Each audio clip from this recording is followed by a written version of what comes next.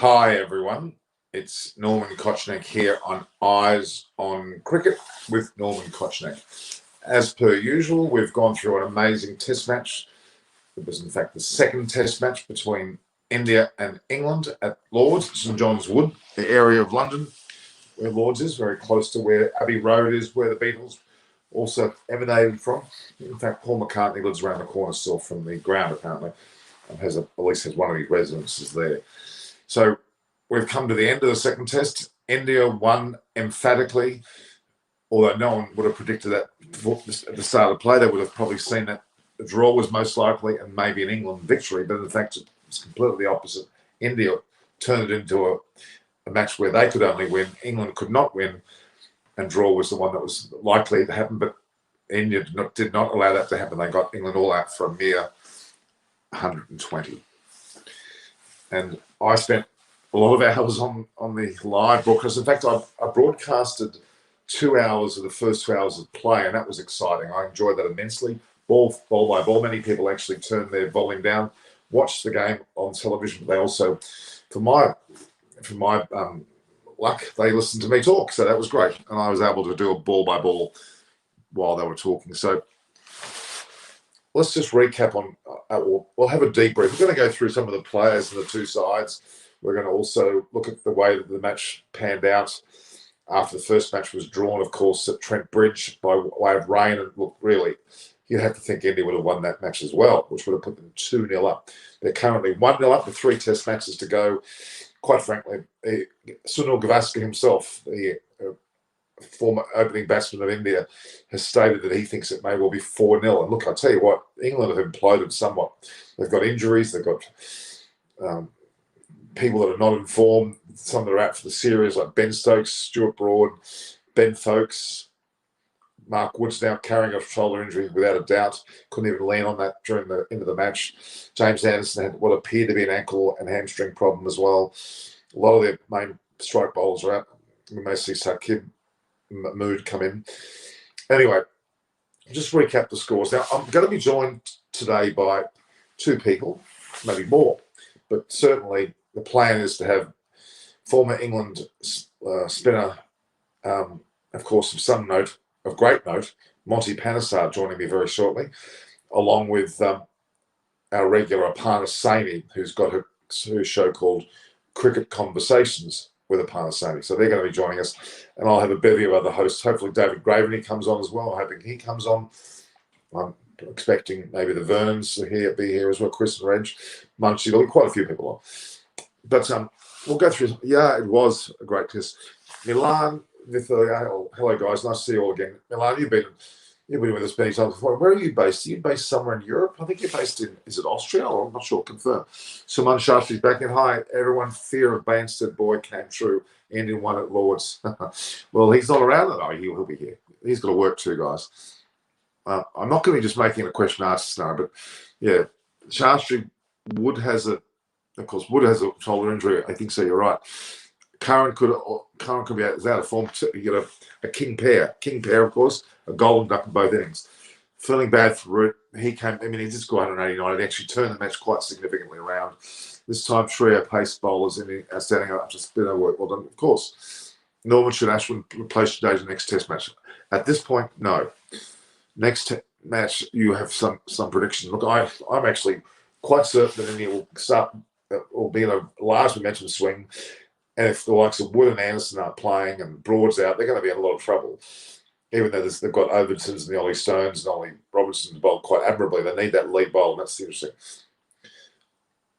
On the dinner batting, okay, fingers crossed India wow again after the Gabba test. I love to see your reaction when you win at Lord's. It was great. We're looking good in the beer. Thank you, Samir. Thanks again. So look, the reality is that let's just go through the score. Look, the reality is India are in a massive ascendancy. In fact, the game ebbed and flowed. The first day was all India. Second day was mixed, but probably a touch towards England. The third day was definitely England's day, with Root getting 180 and they were in the lead by 27 runs, which was a bit of a shock with their score 3-0. And then the fourth day, of course, India clawed some of it back, but England was still somewhat in the ascendancy. And the fifth day, it was expected that it would either be an England victory or a draw, and India would be unlikely to win. Well, it flipped around. So let's look at the score. India scored 364 in their first inning after being, I think it was 3 for 270 odd. 230, I think it was 276 or thereabouts on the first day. They were like for 364 with some early wings falling. And then England went into bat. And they actually ended up being they ended up being 391 all out. Thanks largely to a Joe Root 180 not out. They went 27 in front. Then India went into bat and they were if I can remember, they were 6 for 181 at the end of the fourth day's play. Only 154 in front. We were all concerned whether we were getting anywhere near 200, whether 220, whether the punt would get out, whether the tail would fall. We forgot very quickly how the tail batted particularly well in the first test, where they scored a 278 with some 70-80 runs towards the end of the innings there that were basically the tail. With Bumrah, that case, I think, batting well. Well, this time around, they were 6 for 181. They inked out 117 on that last day, 117, with an 89 unbeaten partnership between Bumrah and Shami. Quite incredible to get 8 to 298, which meant they were in the lead by 271, and England inevitably needed 272 to win. Let's just have a quick look through that last innings. Of course, Pujara and Rahane got 45 and 61 respectively. Did a good job with the 100-run partnership on day 4. But day 5, saw punt 4 for 22, a bit disappointingly. Jadeja was already out. Ishan Sharma inked out a little bit of runs with 16, but then Mohammad Shami, 56 not out of 70 balls, 6 fours and a 6, a strike rate of 80, with Jasprit Bumrah admirably there with him, 34 of 64, 3 fours, batting a strike rate of 53. They took the score to be unbeaten. They went to lunch and come back after lunch. A master stroke by the man of the match, in my opinion, Virat Kohli, for his captaincy, because he forced the England fielders to go back out after lunch after having a 40-minute break. They went back out after lunch, faced a number of overs, only a handful of overs, and then were sent right back into the dressing room. Again, the England openers to come back straight out. And what happened?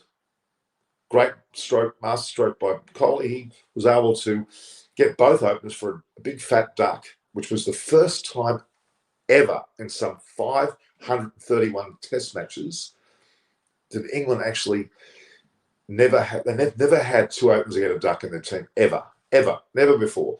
First time, quite remarkable, giving them a 271 lead for England to chase, which then turned the percentage, I think it was 24% India's favour, 1% England's favour. So in other words, no hope, was 75% on for a draw, which actually meant that even at that stage, it still looked like a draw with some 60 overs to bat, 10 today's play, and 271, 272 to win, which was never going to happen.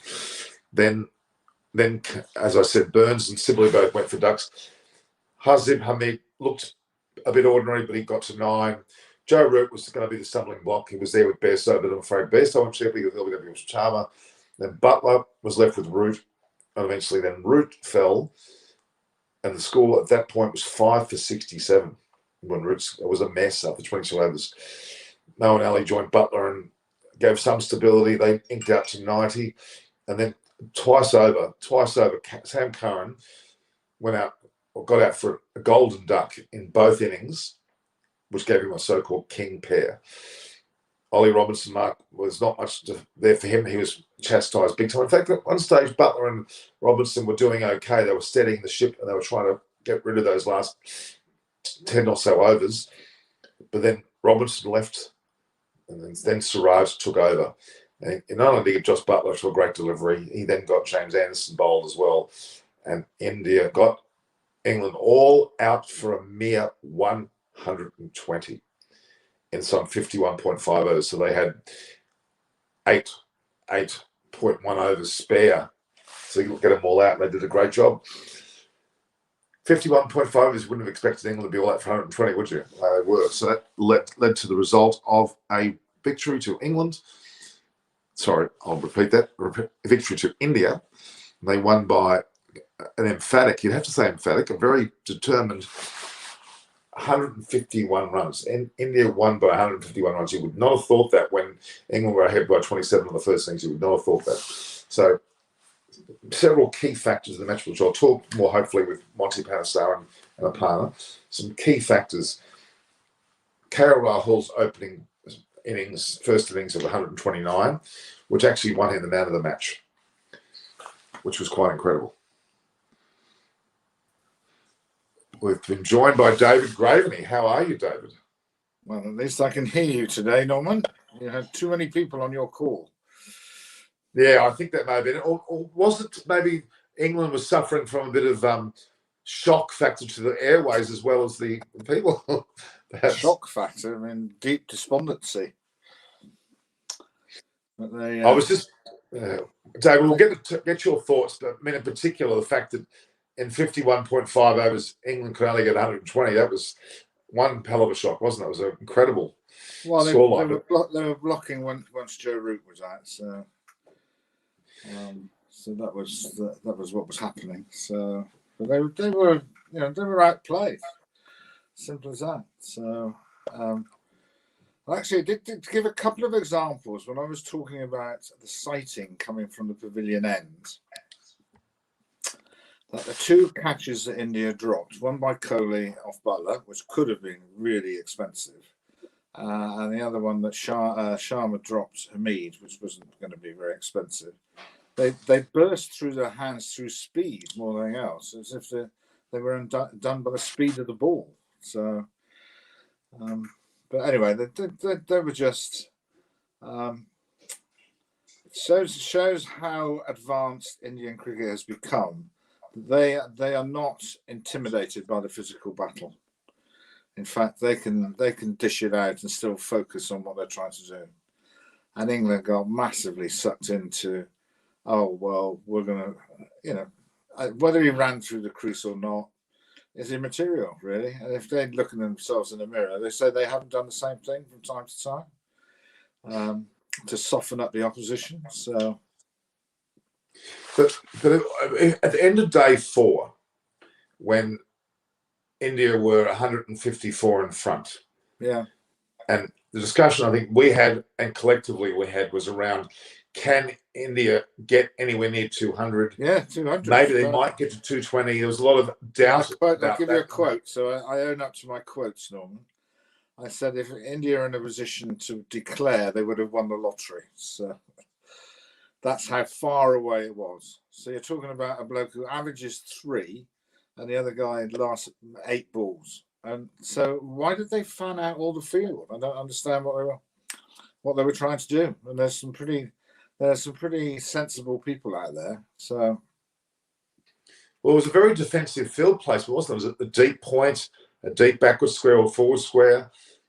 That was very defensive. They were giving the impression, I think they were giving the impression that 200 was enough with that defensive field. And in the end, you've got to try and bowl people out. And so you've got Anderson not taking a wicket in the second innings. You then have Curran, who has got match figures of 1 for 120 plus a king pair. So he's not going to be looking back on that fixture as you're showing highlights of him running around the pitch, having got Kohli out to what was a pretty innocuous ball and just a terrible shot by Kohli, really. So, I think there's one camp going to have to do a lot of thinking. There's the other camp, which is the two batsmen that we were talking about. They've redeemed themselves. Pujara's, if that's the way he set himself out to bat, and that certainly was the feedback coming through from listening last night, that that's the way he plays now, which is not going to bring in lots of crowds, but it's does a job for the team. Exactly. I mean, again, we'll go back to the start of the 5th day or the end of the 4th day. Really, the percentages they were quoted as, I think it was 38% chance that England would win, 31% chance that India would win, and a further 31% chance of a draw. They were the stats at the beginning of the day's play. And after a short while, maybe more towards the end of the second hour, that turned around to be 24% India's way, 1% England's way, and 75% draw. Even then, even before the start of the England innings, they were earmarking a draw to be the result for those 60 overs they had to face. Yeah, well, that period of time, 60 overs. But if you get the opposition, I don't know what it is, well, certainly 2 for 2, that does make a few inroads into any batting lineup. So, yeah, it was, and the atmosphere was really good. Lots of Indian supporters there.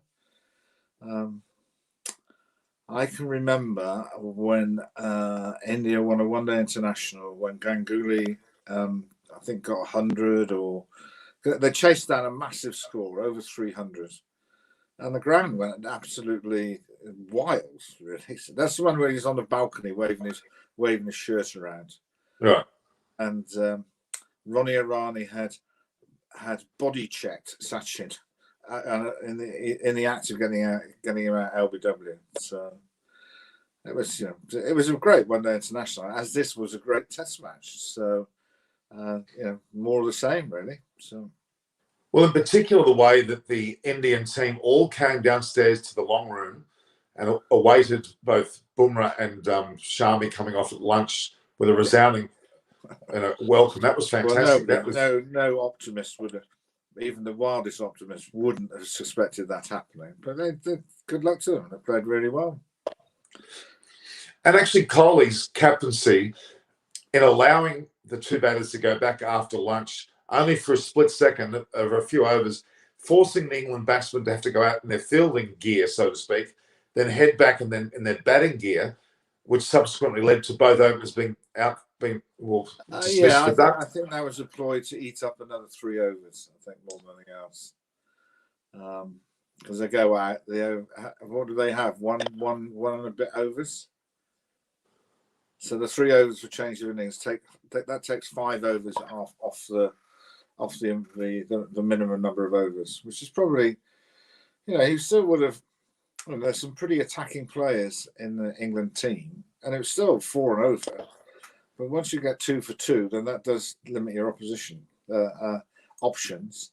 And then Hamid followed suit after that. So so they'll. But that was. Did you know that stat before this match that's the first time ever that 2 English batsmen have got out for ducks opening for England ever? Yeah, I'm surprised at that. I think they've been often 1 and 3 or 2 and 3. The next man out gets out as well. It's interesting stat, which you really wouldn't want to carry around with you. But no, but that's after 531 Test matches that England have played. Yeah, that was the first time ever. That's 1,062 roughly in terms of innings. That's. Or at least 1,000, let's say. It'll be one of those quiz questions, Norman. It'll be, who were the batsmen? You don't want that on your CV, do you? No. And it was interesting how Sibley nicked the ball and actually walked. Didn't even wait for the decision to be given. Yeah, because it wasn't a massive deflection, but Shami definitely thought he hit it, as did everybody else. So it's nice somebody to walk off these days. Otherwise, they just stand around waiting for an act of God to intervene. So, did you get to hear Joe Root's interview? He's post-match. It speaks volumes of him as an individual. It does. He didn't hide away. He obviously was really hurt by that, and accepted his role of it getting somewhat out of control, which it duly did. So, well, I was actually predicting. Had it been a draw, I was saying, I think everyone was saying that man of the match would have been Joe Root if it was a draw. Because of his 180 not out, he was destined to be the man of the match. So who was the man of the match? I didn't wait for that bit. KL Rahul was. Was he? Right. Which was an unusual choice because he did score 129, which certainly set the match up for them. But you would argue that Siraj got 2 sets of 4 wickets, important 4 wickets at the end of the match. I mean, Shami and his attitude, both bat and ball, and even you could argue Virat Kohli's captaincy, if you can give captaincy man of the match, they were worthy contenders. Tend to give it to give it on the losing side, do they? So. Who would you have picked? Who would you pick for man of the match? I'd still want to pick Joe Root. I'm not fussed whether it's the winning team or the losing team. It's an I would agree with individual that. performance, and he carried the team, and he even tried to carry it in the second innings. So it's and that they showed on English TV a table of the highest percentage runs that somebody can score in a Test match, and that was the highest percentage, Joe Root. So you would give it to him. And the next two figures are actually both Don Bradman. So it shows you how long ago it was. Wow. So it's pretty impressive. It's a bit of what do they describe it as a bitter pill to swallow for Joe Root, considering how he turned the match around on the second and third day, yeah, and into the fourth day, quite frankly, and I saw India fall away and lose their momentum, and quite frankly, looked like they were heading for a loss. They might have scraped a draw, but they were heading for a loss. But I think for him as an individual, I think it's a good idea that there is a few days off between the two Test matches, whereas probably the Indians would want to play sooner rather than later because they have the momentum. Because that was just gathered in 1 hour. The fact they got themselves in a position to win. So yeah, they're a good team. They're a good team and a lot more steel than people give them credit for. I'm sure they do in India, but I think in the UK, given that they've only seen them this summer, and they didn't roll over against. They got bowled out pretty easily by New Zealand. But New Zealand have had two Test matches prior to actually playing that match, so they had a massive advantage. So what do you think of?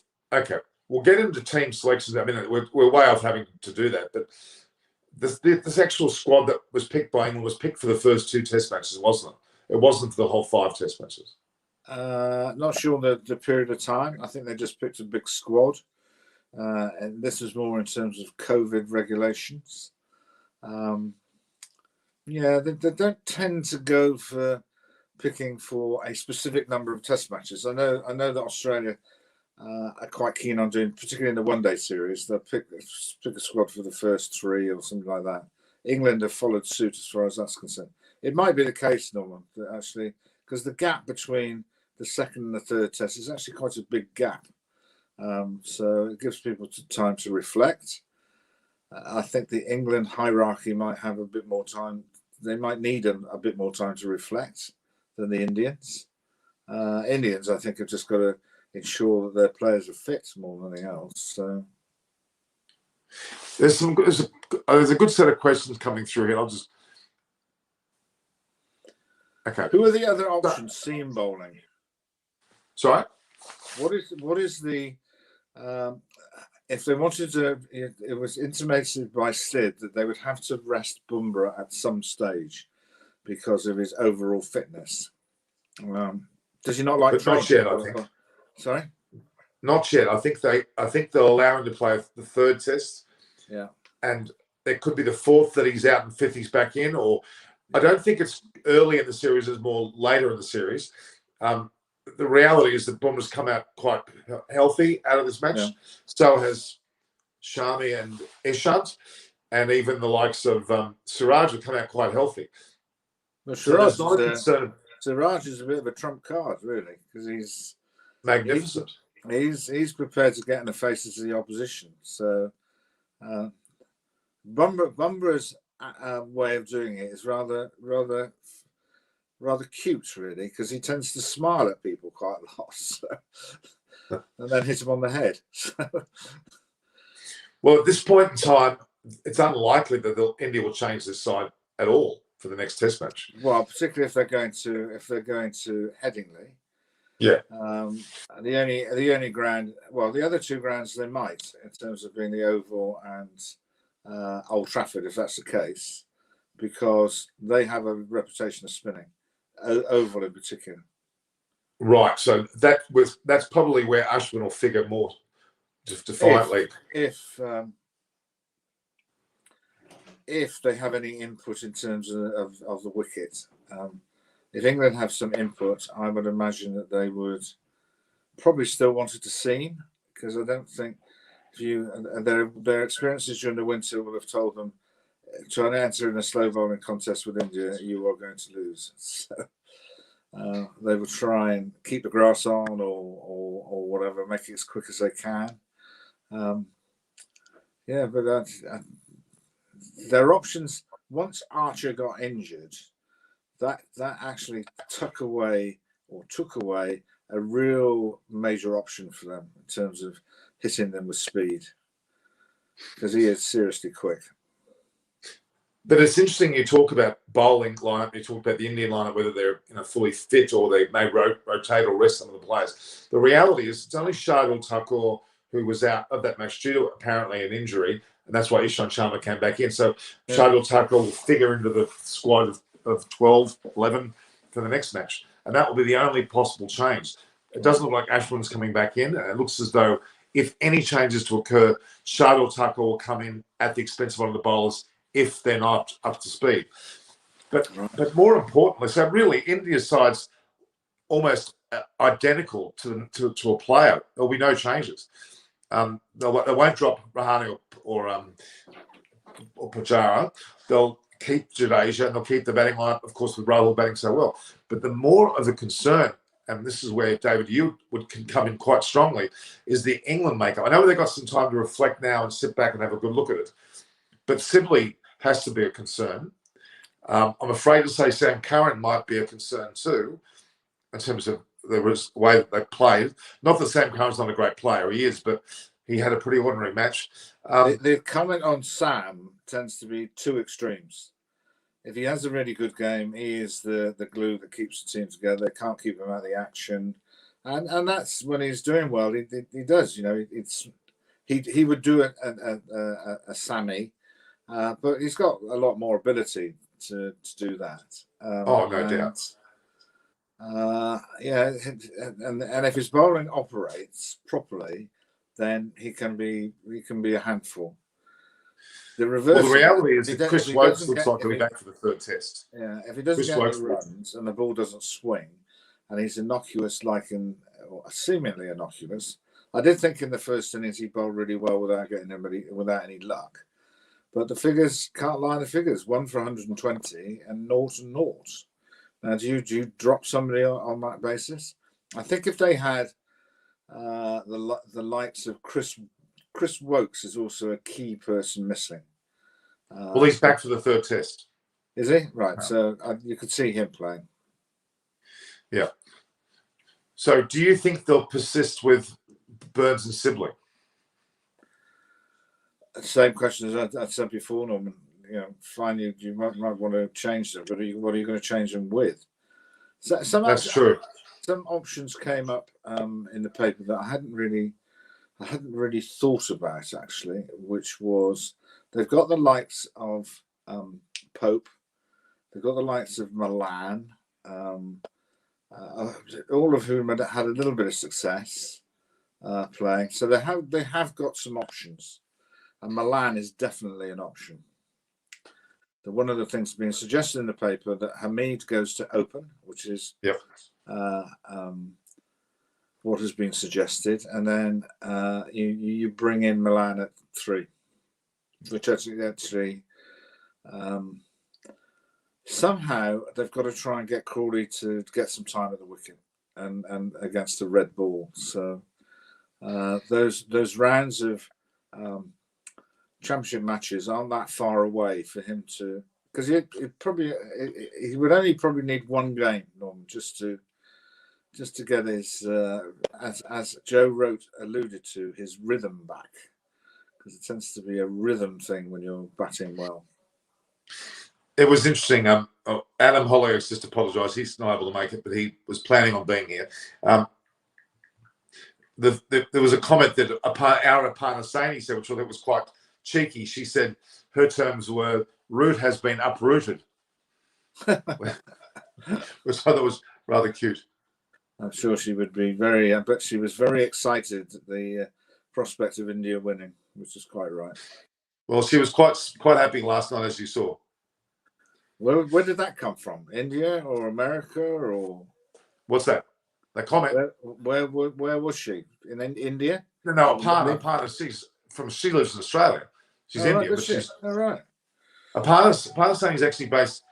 A partner's based in Sydney. She studies at university here. She's studying a combination of law and IT degree, but her parents are based in Delhi, and she her dad is actually the Minister of Communications of India, a very high-powered person, and ironically, also she is a state-level tennis player, and Right. was vying on playing or representing India at various things like Commonwealth Games or various tennis tournaments, but she opted to study in Australia. Since she's been here for a few years now, I think 3 or 4, probably close to 4 years now, she's studying. So I actually met her in Australia. She was a friend of a number of the cricketers that I knew here, despite being a tennis player, and she wanted to be a part of the media cycle. I said, come along and join me. And she's been doing that since about October, November. And now she's got her own YouTube channel and she's doing really well. Oh, I saw that. So, yeah, she's doing really well. No, she's great. She's turned out to be really good. So hats off to her. And her dad's very proud of her, of course, being a Minister of Communications in India. Yeah. Her being involved in media and communications here while she's studying is a bonus. So and she's joining us in a minute. She's just messaged me that she's joining. Monty's a bit late. Adam's got so many good things going. He's got a boxing stable of people. He's got several things going on. He never sits still. So. No, he doesn't. He doesn't. He's a great guy. Monty's meant to be joining. Monty's been messaging me all afternoon saying he'll be joining. So he might be a little bit late, but he wanted to start earlier actually, but he's not as busy as he was the previous days. But David, I really appreciate your commentary. People look forward to you joining, as I said. Let me just answer some of these questions. Let's listen to these questions. Some questions. Okay. Okay. Only Joe Root and Anderson gave their 100%. Others performed ordinary. It's a fair comment. There was a fair degree of poor form out there, especially with the bat. I would challenge that by saying actually everybody gives of their best. Sometimes the end product is not what they want, or the opposition stop them. But I can't see anybody England. You know, there's been a bit of dispute about the domestic season in the UK, and Essex are playing sort of a final of a 50-over tournament, and the people are saying, "Well, what's the point of playing this or whatever?" And the captain responded and said, "You can't say that, because once you put on a shirt for Essex, you try 100% once you cross that white line." And I'm sure that has to be the case. More so at it has to be at Lords. It's just that sometimes the game doesn't go in your direction. You know, I'm sure Sam didn't mean to get out for naught in both. Oh, of course not. He got great balls, and he'll be devastated. But he's the type of bloke who will bounce back. Who could replace Burns and Sibley? As I suggested before, I think there's a bit of a variation they could do. Hamid, and I might be wrong here.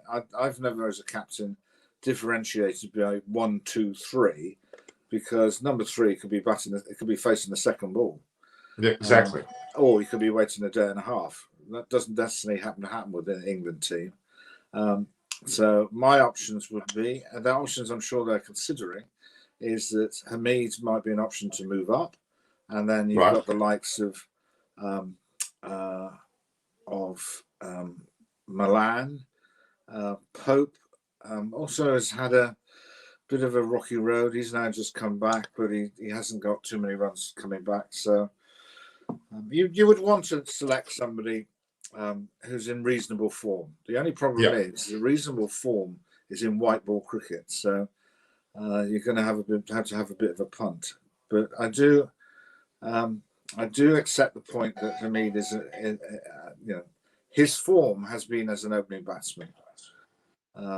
I still think that the Indians will still cause him massive problems. But those are a couple.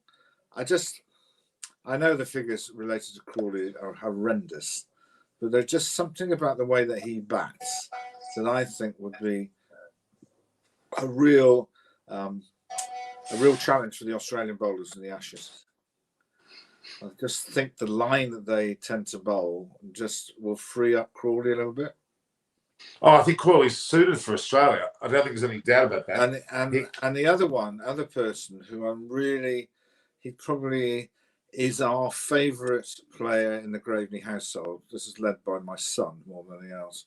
Is James Vince. Yes. Who looks just like Michael Vaughan and plays in the same manner. And the franchise he's playing in is doing really well. And he's played some innings like he played in the Big Bash. And those innings in the Big Bash, Australian fans would have said, how is this bloke not playing for England? Because they were, I think he would respond to Australian type wickets. And in the manner there's no reason why they can't bring Vincent Crawley on the tour in the squad. There's no reason why they can't do that. Yeah, and the reason that, if you go back to when Michael Vaughan really broke through, when he got a number of big hundreds, and he started pulling Glenn McGrath off the back of a length that he bowled for 15 years and nobody could sort out.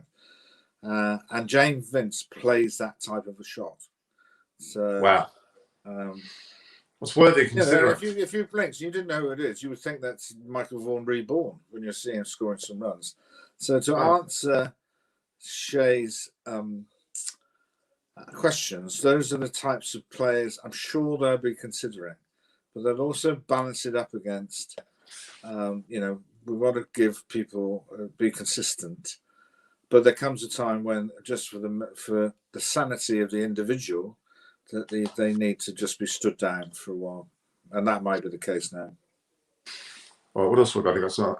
Because there'll be a lot of, be assured that they won't be rushing to social media, because there'll be lots of debate about where they are.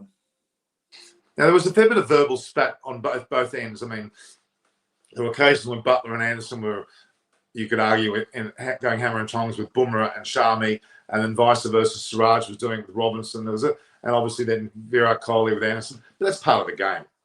Yeah, no, but I would have Siraj as he's quite a spiky lad, isn't he? He's quite keen to give as much as he gets. Oh yeah, which is good. Yeah, I think it is good. It's all part of the game. So actually, I was impressed with Robinson. He didn't take a backward step either. He certainly gave it right back. No. Well, he's got quite a track record. He has. 180 gone in vain. Well, yeah, you score 180, you're captain, and you also, I think, top scorer in the second innings as well. Yeah, you would be disappointed, but it's very good. And the press, he's talking the collective responsibility. Got to get more partnerships. But he has a poor team. Not sure it's a poor team. It's a team that's not playing very well and desperately short of confidence. But it seems like but they really, at certain stage of this match and the previous match, they were in front at certain stages. So it's not as if they played poorly all match. They were not up until the fourth day. They were well and truly. That reminds me of quite a lot of series against Australia when we were in the series. This is the Mark Taylor, Steve Waugh era when Australia were awesome as a side. Is that you felt you were in the game for 2.5 days, 3 days, and then they pull away by doing something, and then the margin at the end is just extraordinary. It can be 200 runs or whatever. And I didn't think this game was the margin of 150 reflected the closeness of the game. Because actually, when it started on that day, England were marginally in front, I would say.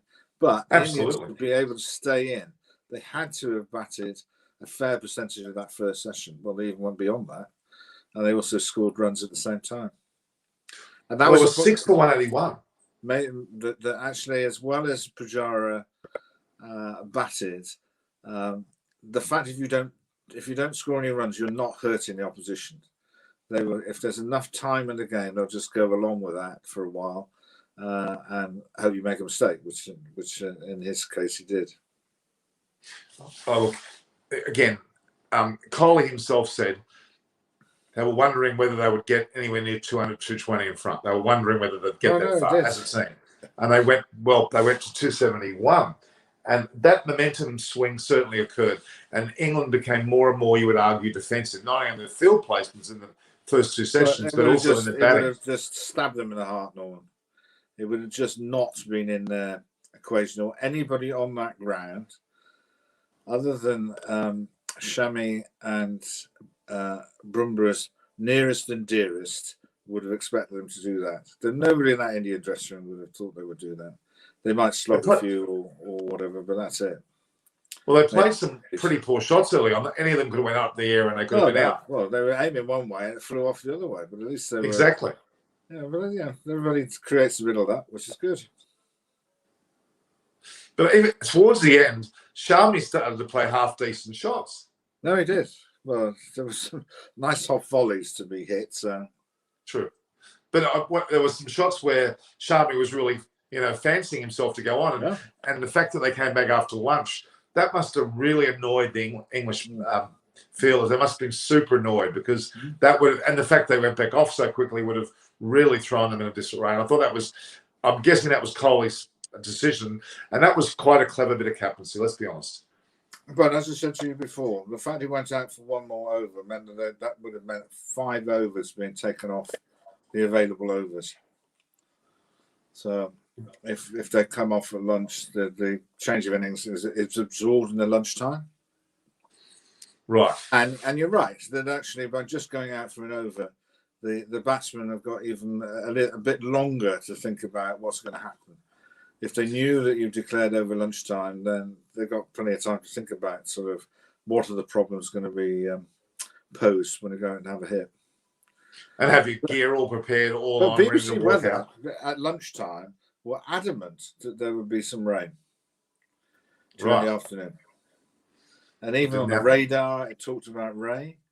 Because at the present stage, there's sort of like banks of drizzle flying around the country. So actually, when the BBC commentator did his review of the morning session, he was doing it under an umbrella. So now, Monty only a few minutes ago said he'll be back. He's actually messaged me saying 10 minutes. Now that was about 10 minutes ago, so he's due any minute now. Right. And a partner's having computer problems. She's opening up my link and saying there's a virus. I said, well, it's not because of my link, thank you very much. So she's coming, she's playing with her things. They're both coming. All right. It's interesting. I know we're not nowhere near the Ashes yet. We've still got 3 test matches to play here. I don't know whether England are playing any test matches between the last match here and the Ashes series. I'm guessing they're not, because IPL and World Cup are in between. They would have gone to Bangladesh, and they're playing a very short T20 series before the T20 World Cup, and then they go to Australia. Right, so they are playing a T20 short. They are going to play that T20 series? Yeah, before they're playing against Pakistan. Right. But so they are playing in Bangladesh, or they're not playing in Bangladesh? No. That's okay. All right, so effectively, I think the BCCI managed to persuade Bangladesh to move that series, and therefore create the window for the IPL to finish. Now, I'm not sure what level of persuasion was used, Norman, but I can speculate. So we've got. I'm going to move you around. But David, move a bit to your left. That's better. Perfect. All right. We've been joined by Reg. Hello, David. Sad day. No. I was on with your son the night before or the day before, and he seemed quite unhappy. Norman, he seemed a bit grumpy, I would say. I think he was. Maybe he had a bit of a premonition what was going to happen. I don't know. But well, yeah, his MCC. Maybe he didn't like me telling him when I said, "What's that stupid hat you got on your head?" So. and we reminded him, Reg, both David and I reminded him about the hat that he's got and gear that he's got for David.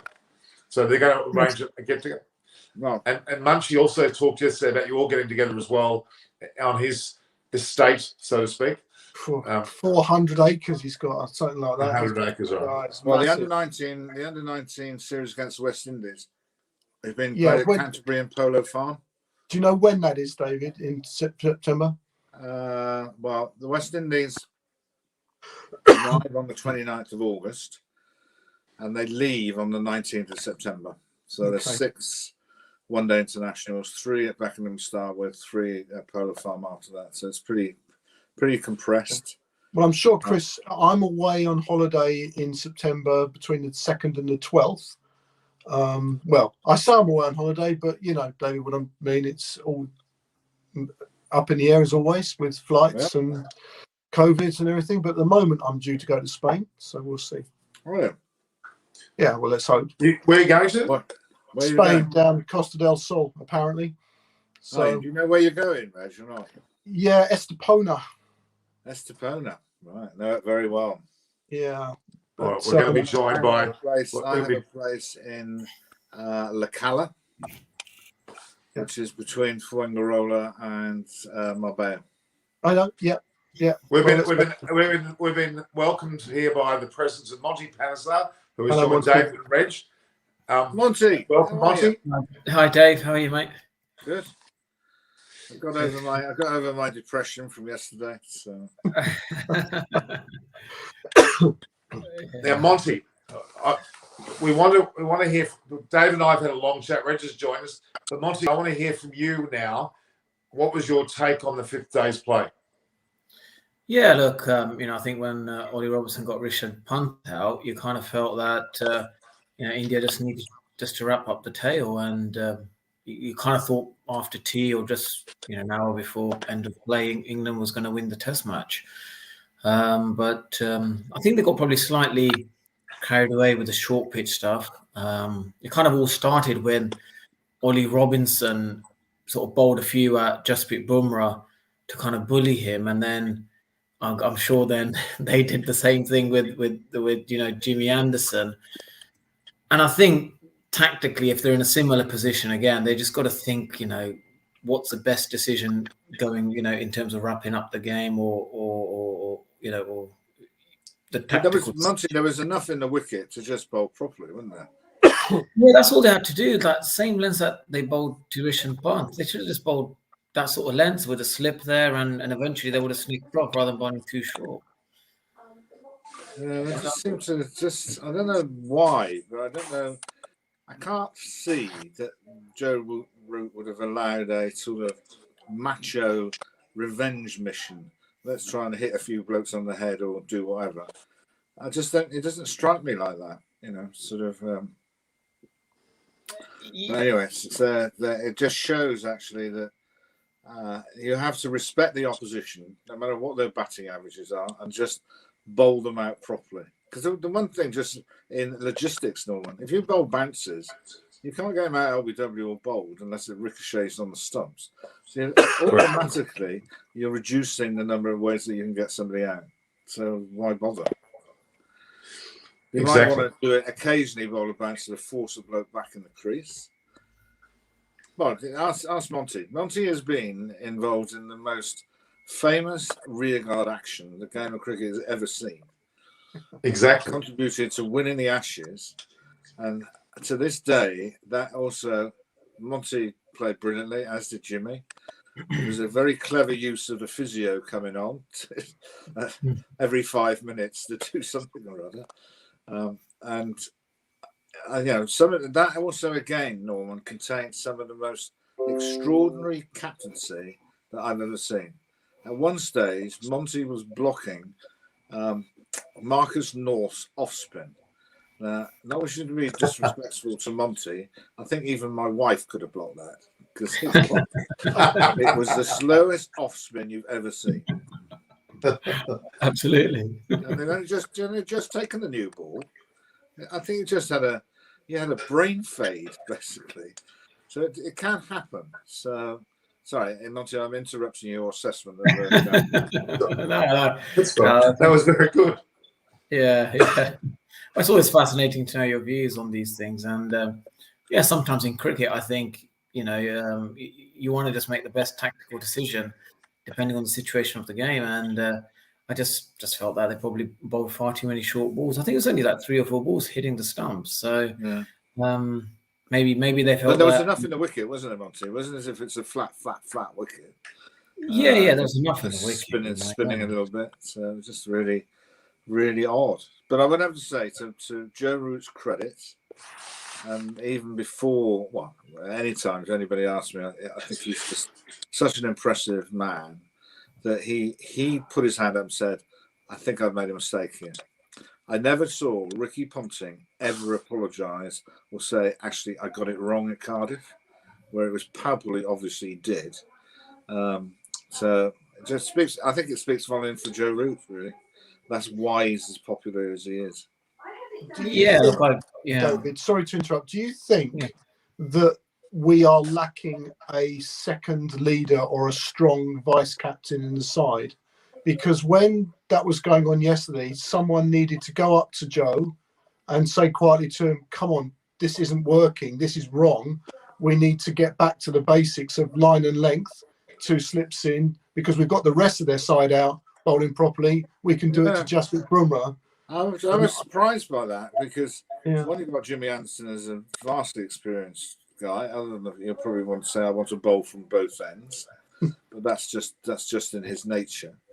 But the one bloke who has and Monty would have watched it, and you would have watched it, Reg, is that during the 100-ball game, Moeen Ali has come forward to show what a really good captain he is. So, and I think with Moeen, I don't know, it just strikes me as one of these guys that he's never quite sure whether he thinks he's good enough to be in the team or he's very sensitive about people criticising him. I'd make him vice captain. Because I think then you're saying, actually, Mo, you are part of this team. But you also, but to answer your question, Reg, you've got a wicketkeeper who is vastly experienced, captain in the one-day game. There was lots of people out there who could have easily, said, Joe, let's have a drinks break or do something. Including Bairstow as well, of course. Yeah, there's plenty of them out there. So they all got sucked into it. We need to adapt the South African rugby coach, of coming out with the drinks in disguise as a water boy, so he can speak directly to the players. Yeah. So Monty, selection-wise, I know it's very early on. We're not anywhere near the 3rd test yet. But what's your make of what's come out of this match? What's the collateral damage?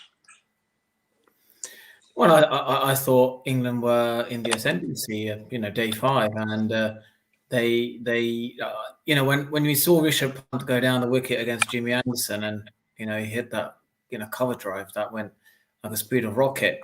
You kind of thought maybe Rishabh Pant will get him to 250. But if we get him out early, then I'm sure England should wrap this up, and the lead of 200 is sort of quite gettable, with the likes of the strong middle order that they had. But I'm not sure where the communication come from, to attack one of the Indian fast bowlers with bouncers. Did they underestimate maybe India's courage, or was it Chris Silverwood? Was it a bowler's kind of message, thinking, I want you to go after the tail enders just to make a statement? I think it kind of backfired. I think it kind of motivated, Virat Kohli to really charge his troops. It's fascinating to know, where did that message come from? Because before that bouncer against Jasprit Bumrah, I thought England, did remarkably well in the second day after they took 7 wickets and pulled it back, for 360. But even on that last morning, Monty, the ball that got Pant out was a proper ball, back of length, angled across him, nick it off. So that was the clue. That's how you had to bowl. Because that question of bowling bouncers, Norman, I don't know what Monty thinks. I think that Monty obviously is an international left arm spinner. I wasn't, but the same thing. Well, you're both left arm spinners, though. Yeah, that we batted in an area whereby this so-called pact between fast bowler to fast bowler, didn't exist to us. We just got peppered, come what may. Yeah. and I, for my sins, played a bit, obviously a lot earlier than Monty, but we that was in the 80s with the West Indies. Every county team had a fast bowler, normally West Indian. So you were just absolutely peppered. And at the end of the series, I will tell you a story, Norman, how I managed to circumvent that particular challenge, which probably is illegal, but I'll let you know afterwards. Basically, I'll tell you what it is. I basically came to a deal with one of the leading fast bowlers in the world that he would never bowl me a bouncer again as long as I never had a long off to him when he batted. And I thought that was the best deal ever.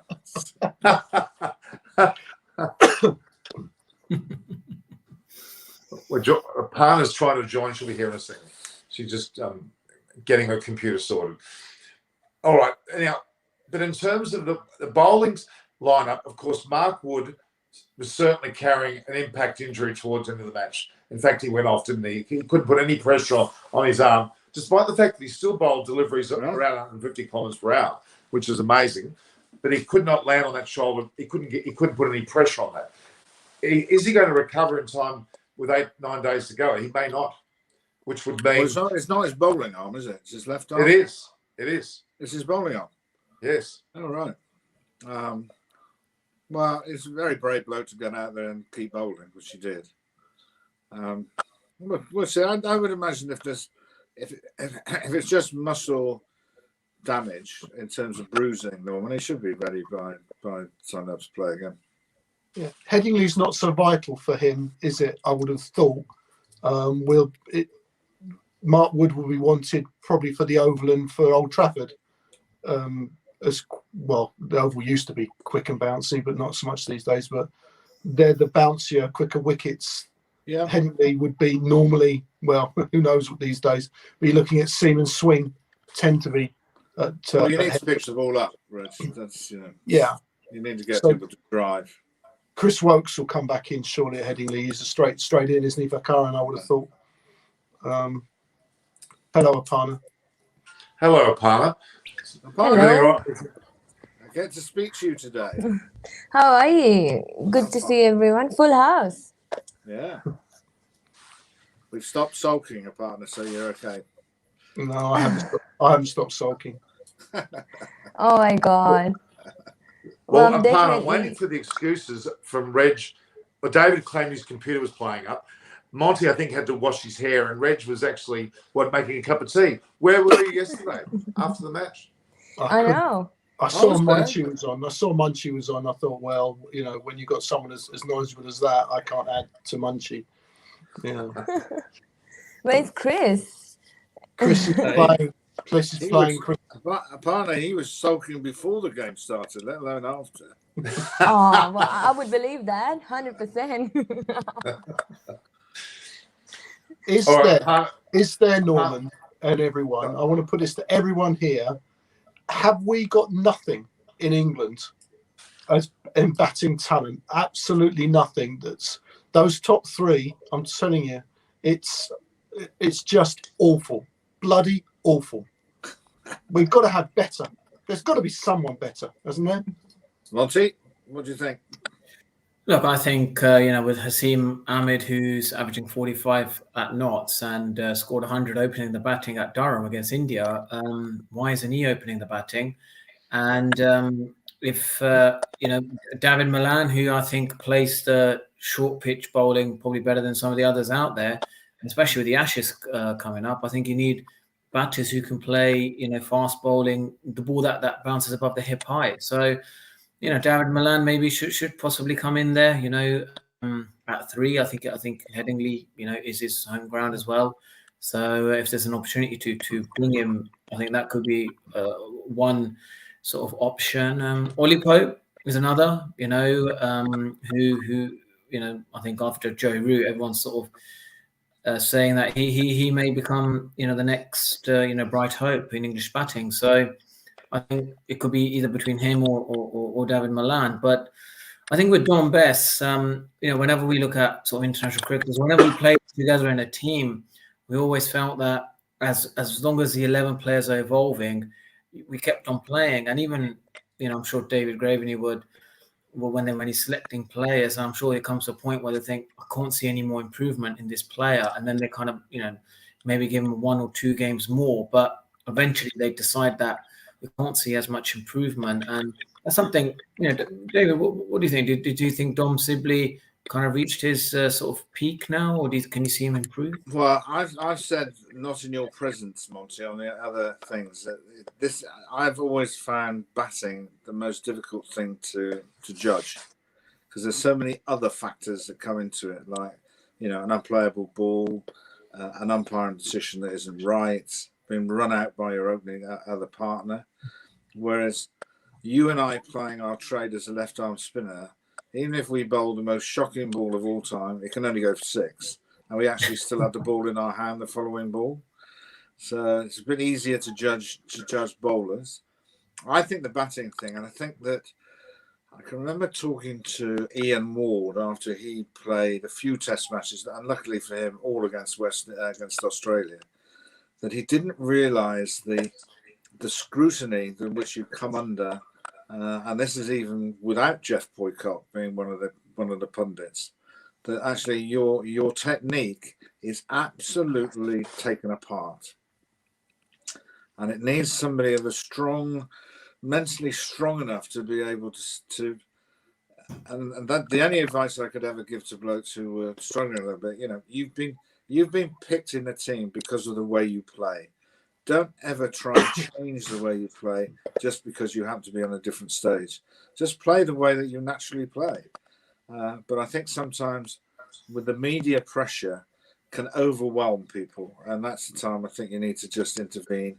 And some of the best players, Monty, have all been left out, as you know. You go to the Australians, Ricky Ponting's been left out, Steve Waugh's been left out, where people have just intervened and said, actually, I think a rest is as good as anything, just to take the pressure off your mind. That I can remember. This is for Reg and a partner that a left arm spinner who played county cricket was so distressed about the way that he was playing. And Monty and I can allude to this, that when you play in a match, and let's say Jadeja would be in the same position, and Mo if the wicket spins at the end, you normally these days only have one spinner, right? So if it seams around, there's normally about 5 blokes who can bowl seam, and if you have to bat, then there's also numerous batsmen. But when it spins, it's normally down to one bloke to do it, and that is an enormous pressure, even at county level, let alone test match level. And this poor individual, who then never really bowled again, he basically set his alarm clock, or got reception in the hotel to ring him every hour on the hour, so that the night went a bit longer before he actually had to go out and play the following day. That's how bad it can get in terms of mental pressure. And we've all had it in our careers. And how you cope with that, and who helps you to do it. But such is the way of sports, Norman, that actually you go out there and you're maybe feeling at your lowest, and you get a wicket in the first over that you bowl, and that all that cloud that's over your head dissipates. But I just think it's really hard when you're batting. There's so many other things that can happen. So I think the management they'll sit down with it. They've got Sykes in the team. I don't know, Monty, was there a Syke in your team when you were playing for England? Yeah, look, we always had a sports psychologist. I think sometimes people fear their place in the team, and they would rather say everything is perfectly well, physically, mentally. But I think we're seeing more sports people being honest about the pressures of international sport,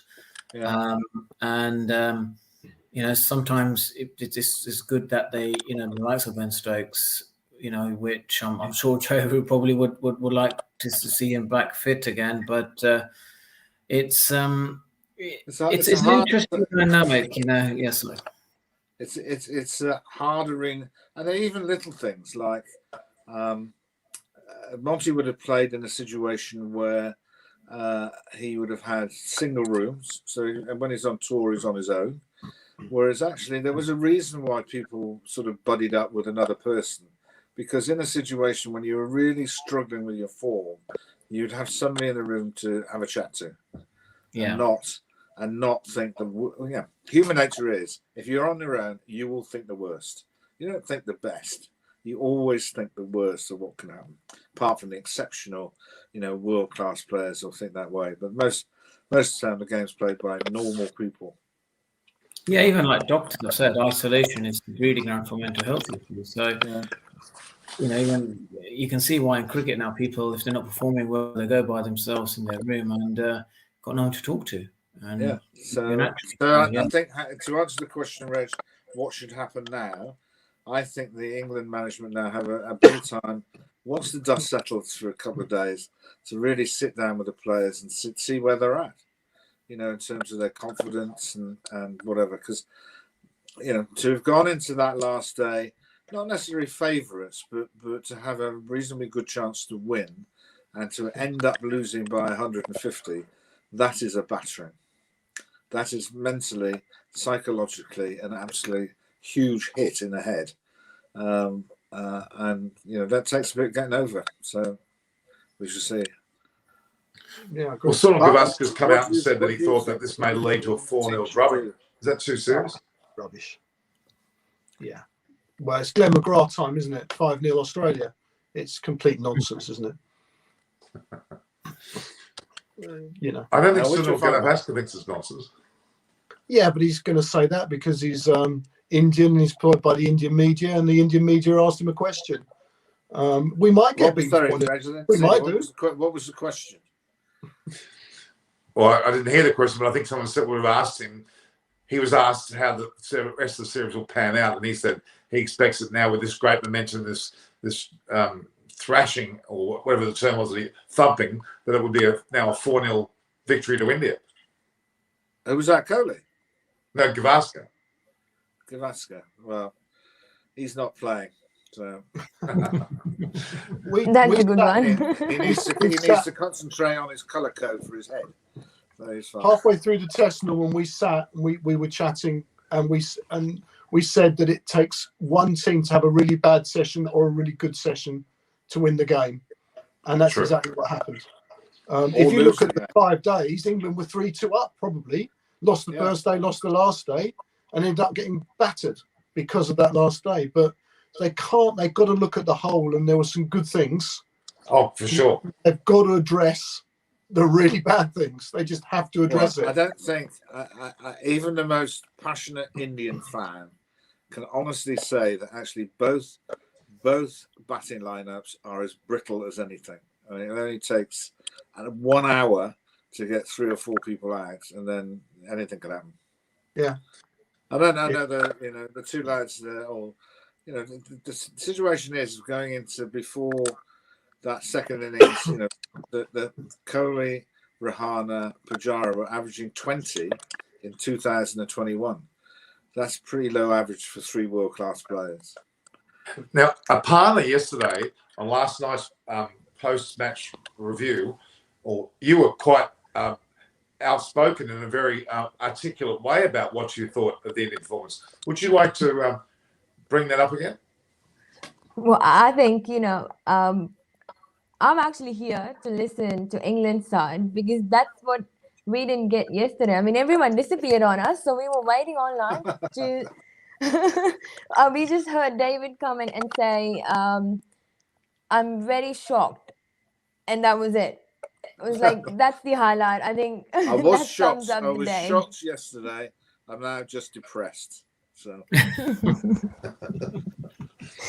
Well, even Indian side, I think Gurkeet came and he said, I'm shocked.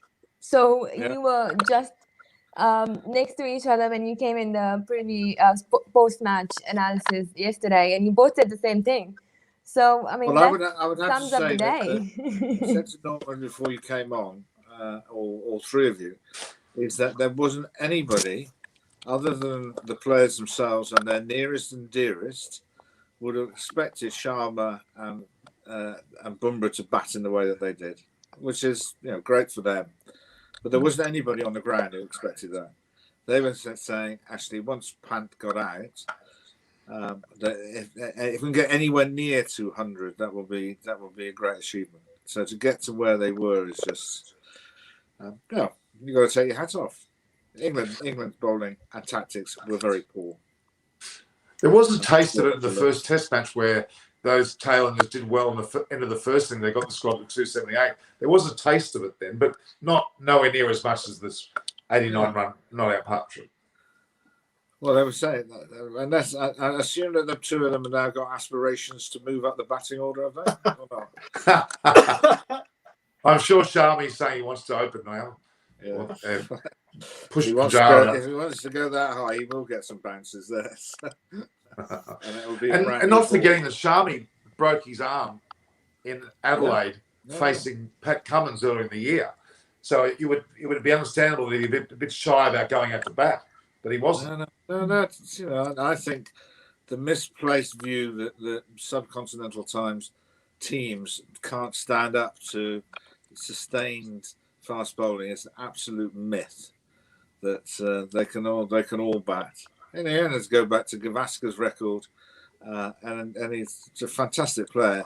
Who was the first Indian batsman to break the West Indies? And virtually he had to do it on his own. So there's no doubt they can deal with fast bowling. And he was a height of 5'1", wasn't he as well?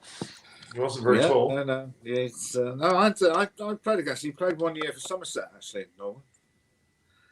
So you had the privilege of him at one end, then a bloke called IVA Richards wandered out at 3. Oh my God! Followed by IT Botham at 5. So and as Monty knows, Taunton is a postage stamp. So oh my God! So you had to bowl to David. You had to bowl to Gavaskar, Richards, and who was the third person? Gavaskar, Richards, and Botham. Oh my God! So I played there 1 year, which was a really enjoyable year to play. And the ground itself is slightly longer at one end. There's a slight problem with it slightly longer at one end because behind the boundary is a river.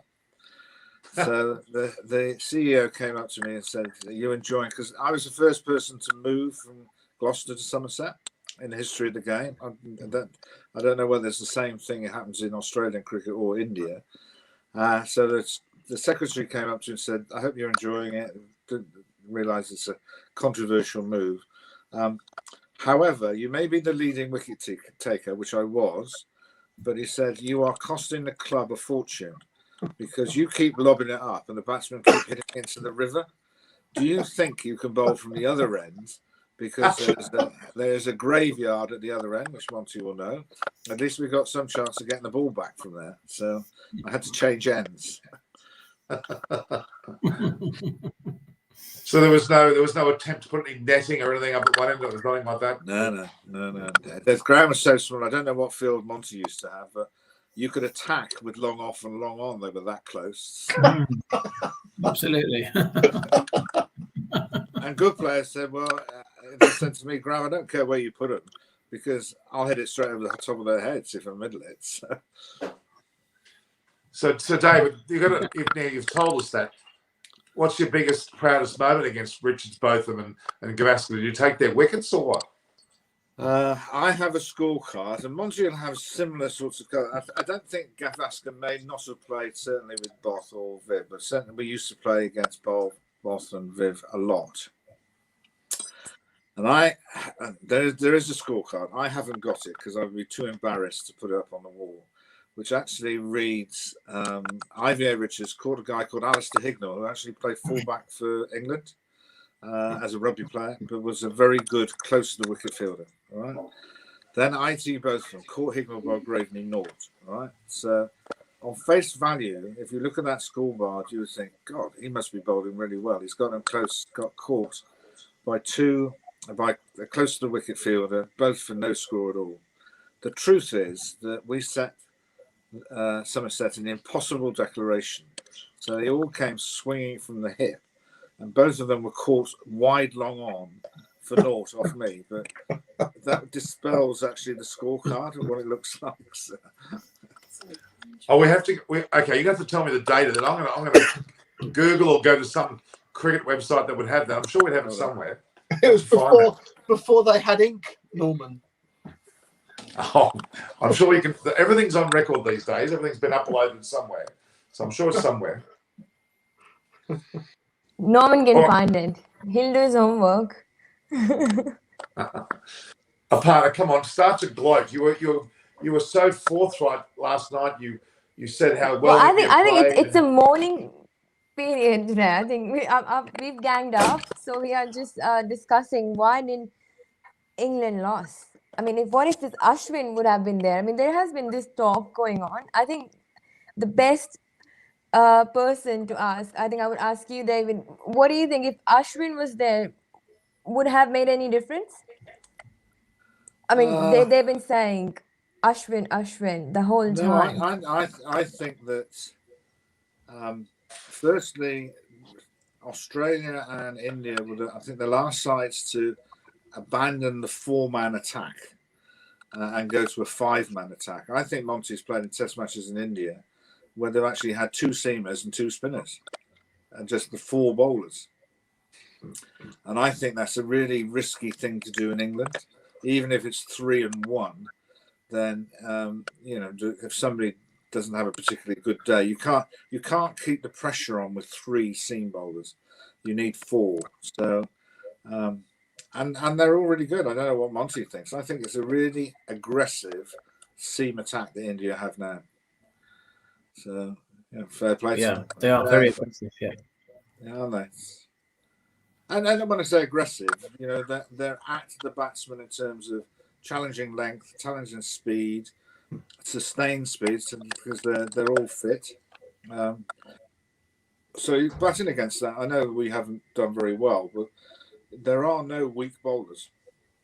Well, I guess there's something said to be about young fast bowlers. They tend to be a bit more fearless, and maybe their youth, like they say, a bit more in your face, got nothing to lose.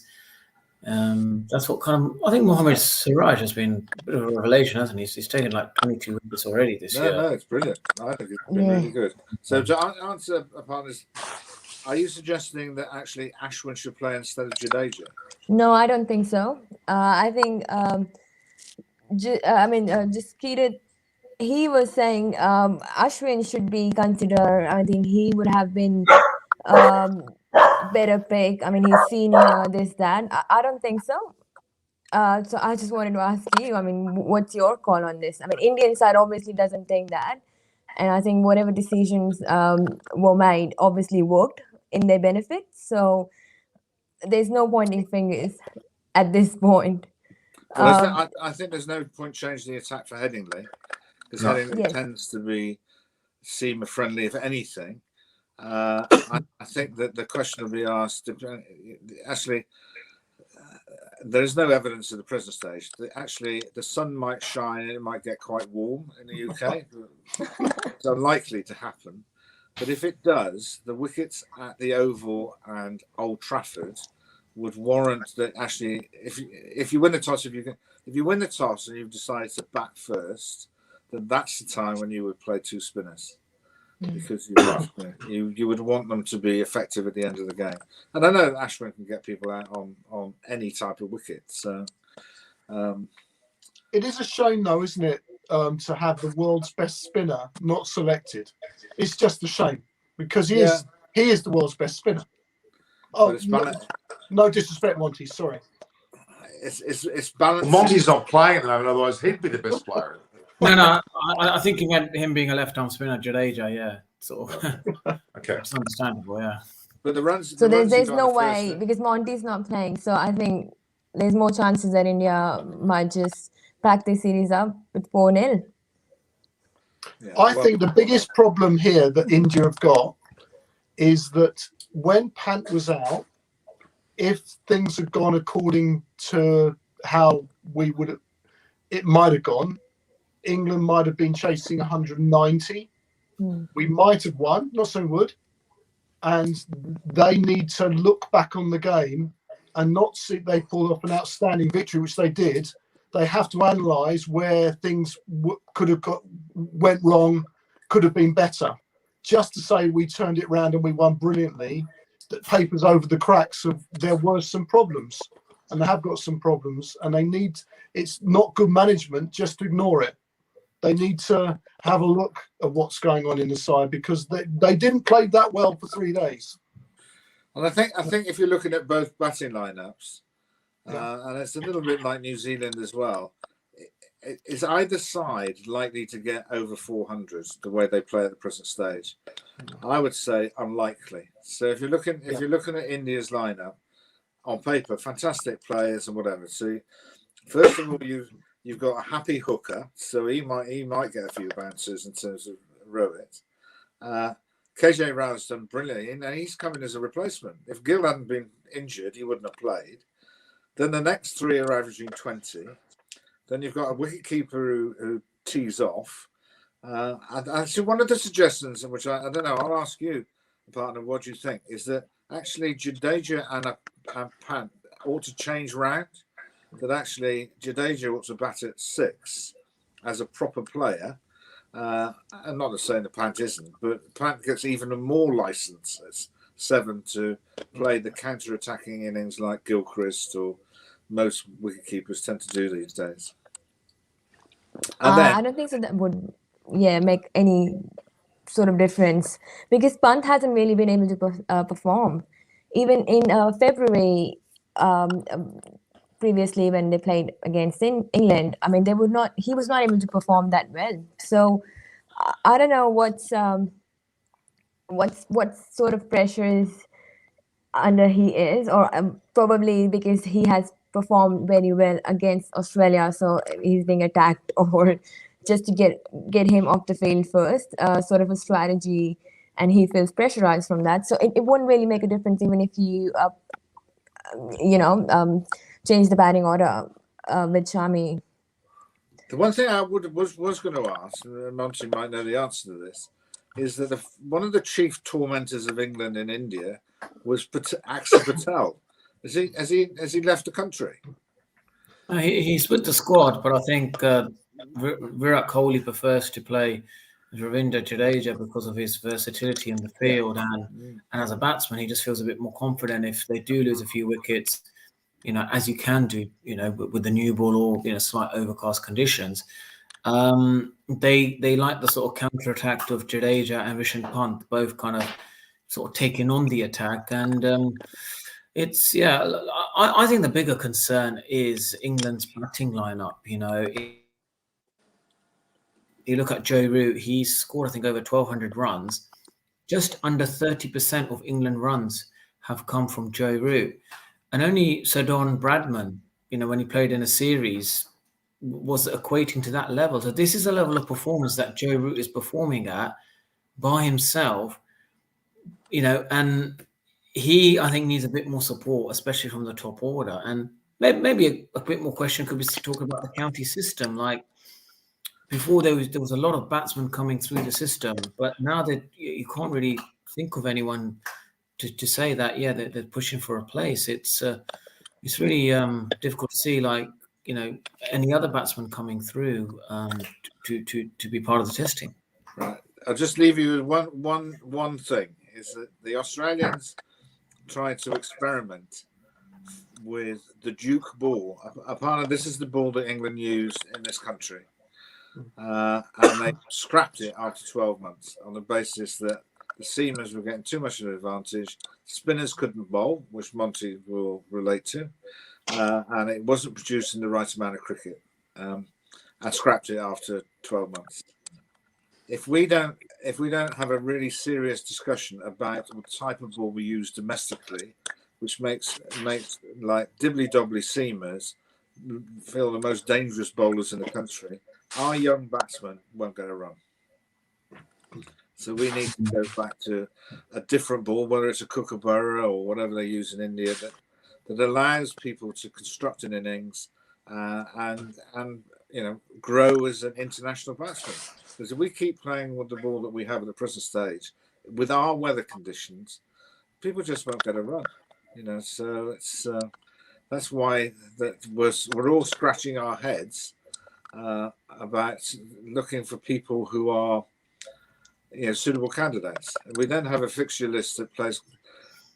And I know it's really, really difficult to do this because there are commercial designs and whatever, but we don't play enough red ball cricket to be in the lead up to a test series to enable the selectors have an option of different candidates.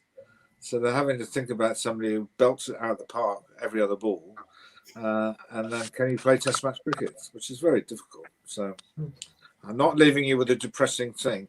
I'm going off to scratch my head. No, that's very interesting. I think it's really good to know. Everyone would be scratching their head. There are people out there. I just hope that we don't hit the panic button and really assess the guys who are in possession and, are they in the right place to be able to respond? And if they're not, you're just saying, right, just have a bit of a break. And we'll try somebody else. So some of the names that Monty has delivered, I'm sure will be high on their lists. So anyway, it's great to see everybody again. And thanks, David. Thank you. Thank you very much, David. Well, it's great to have David on, guys. In particular, Monty, and with obviously a partner and Reg, we've had a great discussion already. But I don't want to just leave it at this point. I still think there's a fair bit to discuss, not only around this particular match, but obviously into the series. I'm going to keep asking predictions. I love the predictions. Reg, have you changed your mind on what your predictions are at this point? Well, I've not been too bad, Norman. I've got to be honest. I said England will win at Trent Bridge, but the weather, who knows what would have happened. And I think we've proved today that although India were only needing 150 on the last day, we proved yesterday that chasing 150 down isn't even easy. So we know who knows what would have happened on the last day at Trent Bridge. I think India were favourites, but it wasn't a dead cert. I think I said we would lose at Lords because we always do. And I also said win the toss, bat first, and you win the game at Lords, which we stuck the opposition in. I think we will win at Headingley. Headingley is a good ground for England generally. It could, if it clouds over a bit, which let's face it, in Leeds it's more likely to do, it will swing around a bit, and that will it tends to be a good ground. And if Wokes is back, which I think the reports are that he will be, he was bowling brilliantly before he got injured. Well, let's hope against New Zealand he was outstandingly good. So that might cause us a problem. I think Oval is going to be probably a difficult call at the moment. It used to be bouncing quick, didn't it, Monty? But these days it's turned into a bit of a spinner's wicket, or it can be, and it might be that India will play Ashwin and Jadeja at the Oval. That wouldn't surprise me. And if they do, we will lose, I think. So there's my prediction. So we could be 2-1 down going into the last test. Right. Okay. I do remember you saying 2-1, but I thought you said 2-1 England going the last test. I did. I know I did. No, I did. But we didn't win at Trent Bridge. Right. So effectively it's 2-1 India's way into the last test, and that will be perhaps either a clincher for India or it might level a series if England get up. Or it'll rain in Manchester in mid-September, which is more than likely. Well, they can turn it into a water polo match, perhaps. It's a time. I don't remember ever, and I'm getting on a bit, Monty. I know I look young. I know I look a partner's age, but I'm. Who said you looked young? Who was it, Reg? Who said it? Did you say that? I'm older than you, Norman. It's terrible. I can never remember us having the last test in mid-September in the north of England ever. Traditionally we play at the Oval in early September. The last test, but mid-September in the north. It could. Who knows what the weather will do? But it's every chance there could be some rain involved. I would have thought. So. All right, Monty. What's your thoughts? I know it's still early, but what's your thoughts?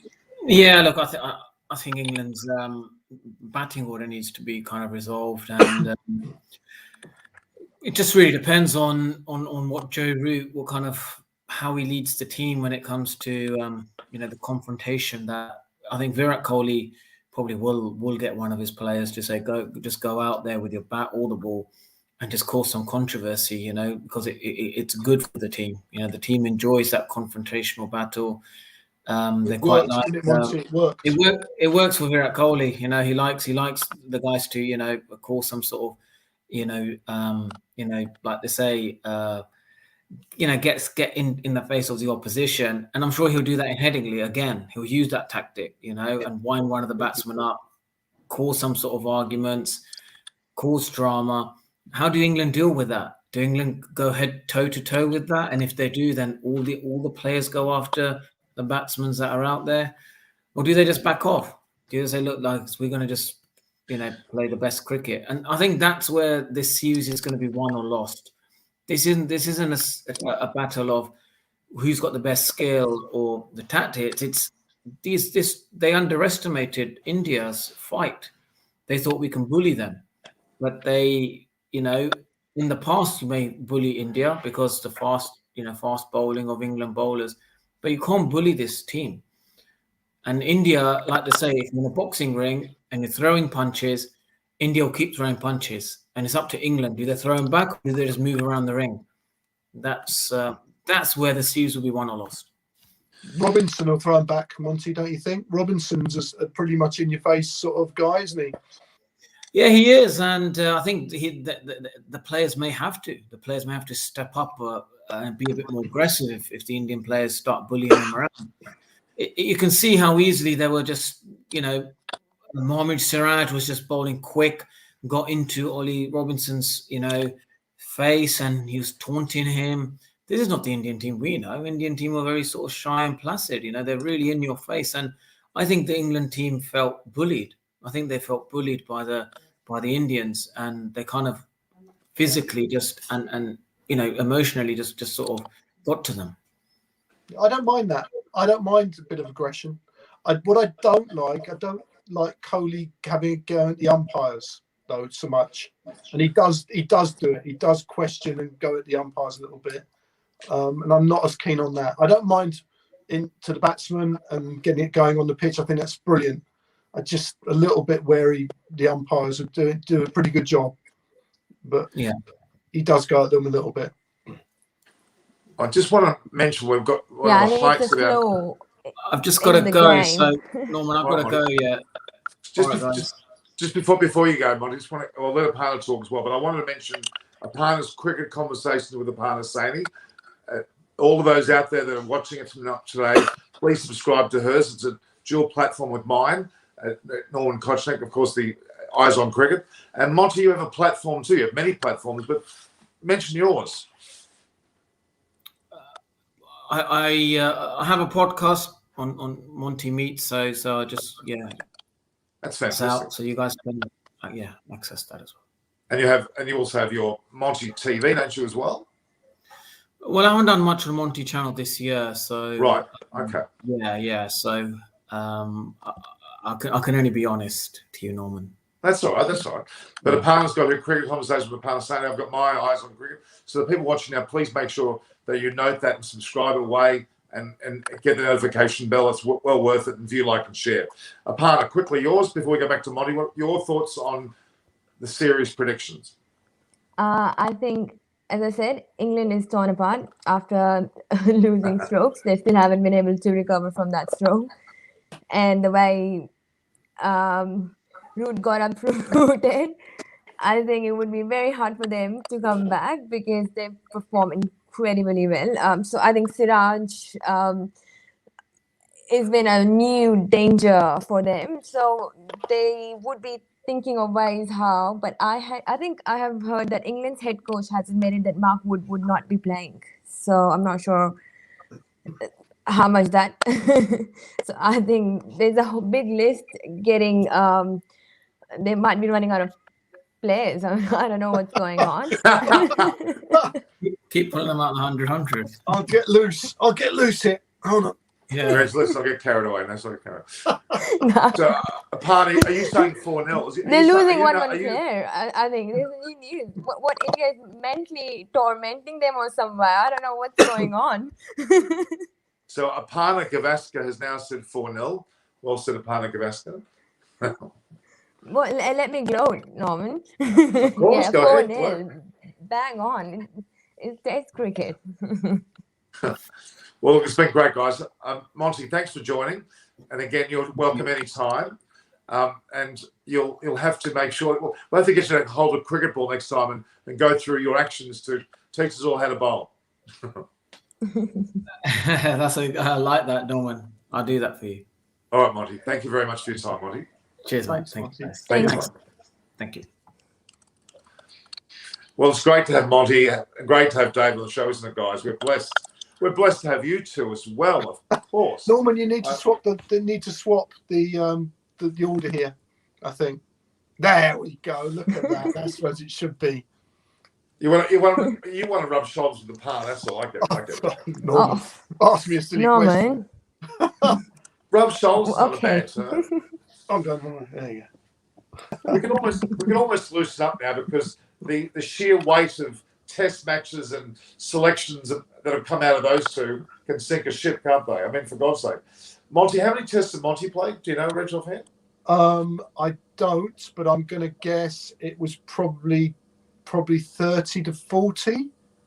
I don't think it was up in the echelons of 50 to 60. But hey, Norman, I'm guessing. I'd hate to do him a disservice. We'll put it this way. Terribly embarrassing. Norman, enough to tell you how Test cricket is played. Yeah, I mean, he played for his country. I mean, I'm in Quick Info typing in what I thought was Monty's name. You know whose name I typed in? Norman Kochnick. No, Aparna. Aparna. And I'm expecting to see her come up with a tennis. That's a Freudian slip there, Norman. It is. Means she's forever. Aparna's only cricketing prowesses.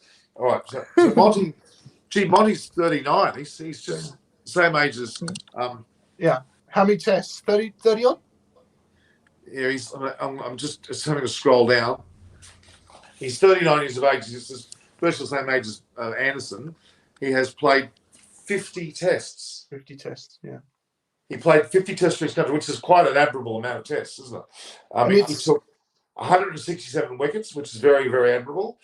He didn't play. He played 26 ODIs and only the one T20. But 50 tests, I'll tell you what, that's a milestone for anyone to reach. And what's the pity is he didn't get 200 wickets, because if he got 200 wickets, he would go on the honour board, let's call it, on Quick Info for the 200 wickets. 50 tests, that's quite a few tests. You didn't think that, did you, Rich? No, I didn't. And I've done him a disservice, and shows how knowledgeable I'm not. But what is... Well, his debut was 2006 in Nagpur, which is the day he got Tendulkar out. And his last test match was actually on Boxing Day in Australia, in Melbourne. That was his last test match. Yeah. Interesting. But you would, if you asked many people what they would remember Monty Panesar for cricketing-wise, a lot of people would say it was what that we were talking about earlier, 2009 Cardiff, him and Jimmy Anderson blocking out 10 overs against the Aussies.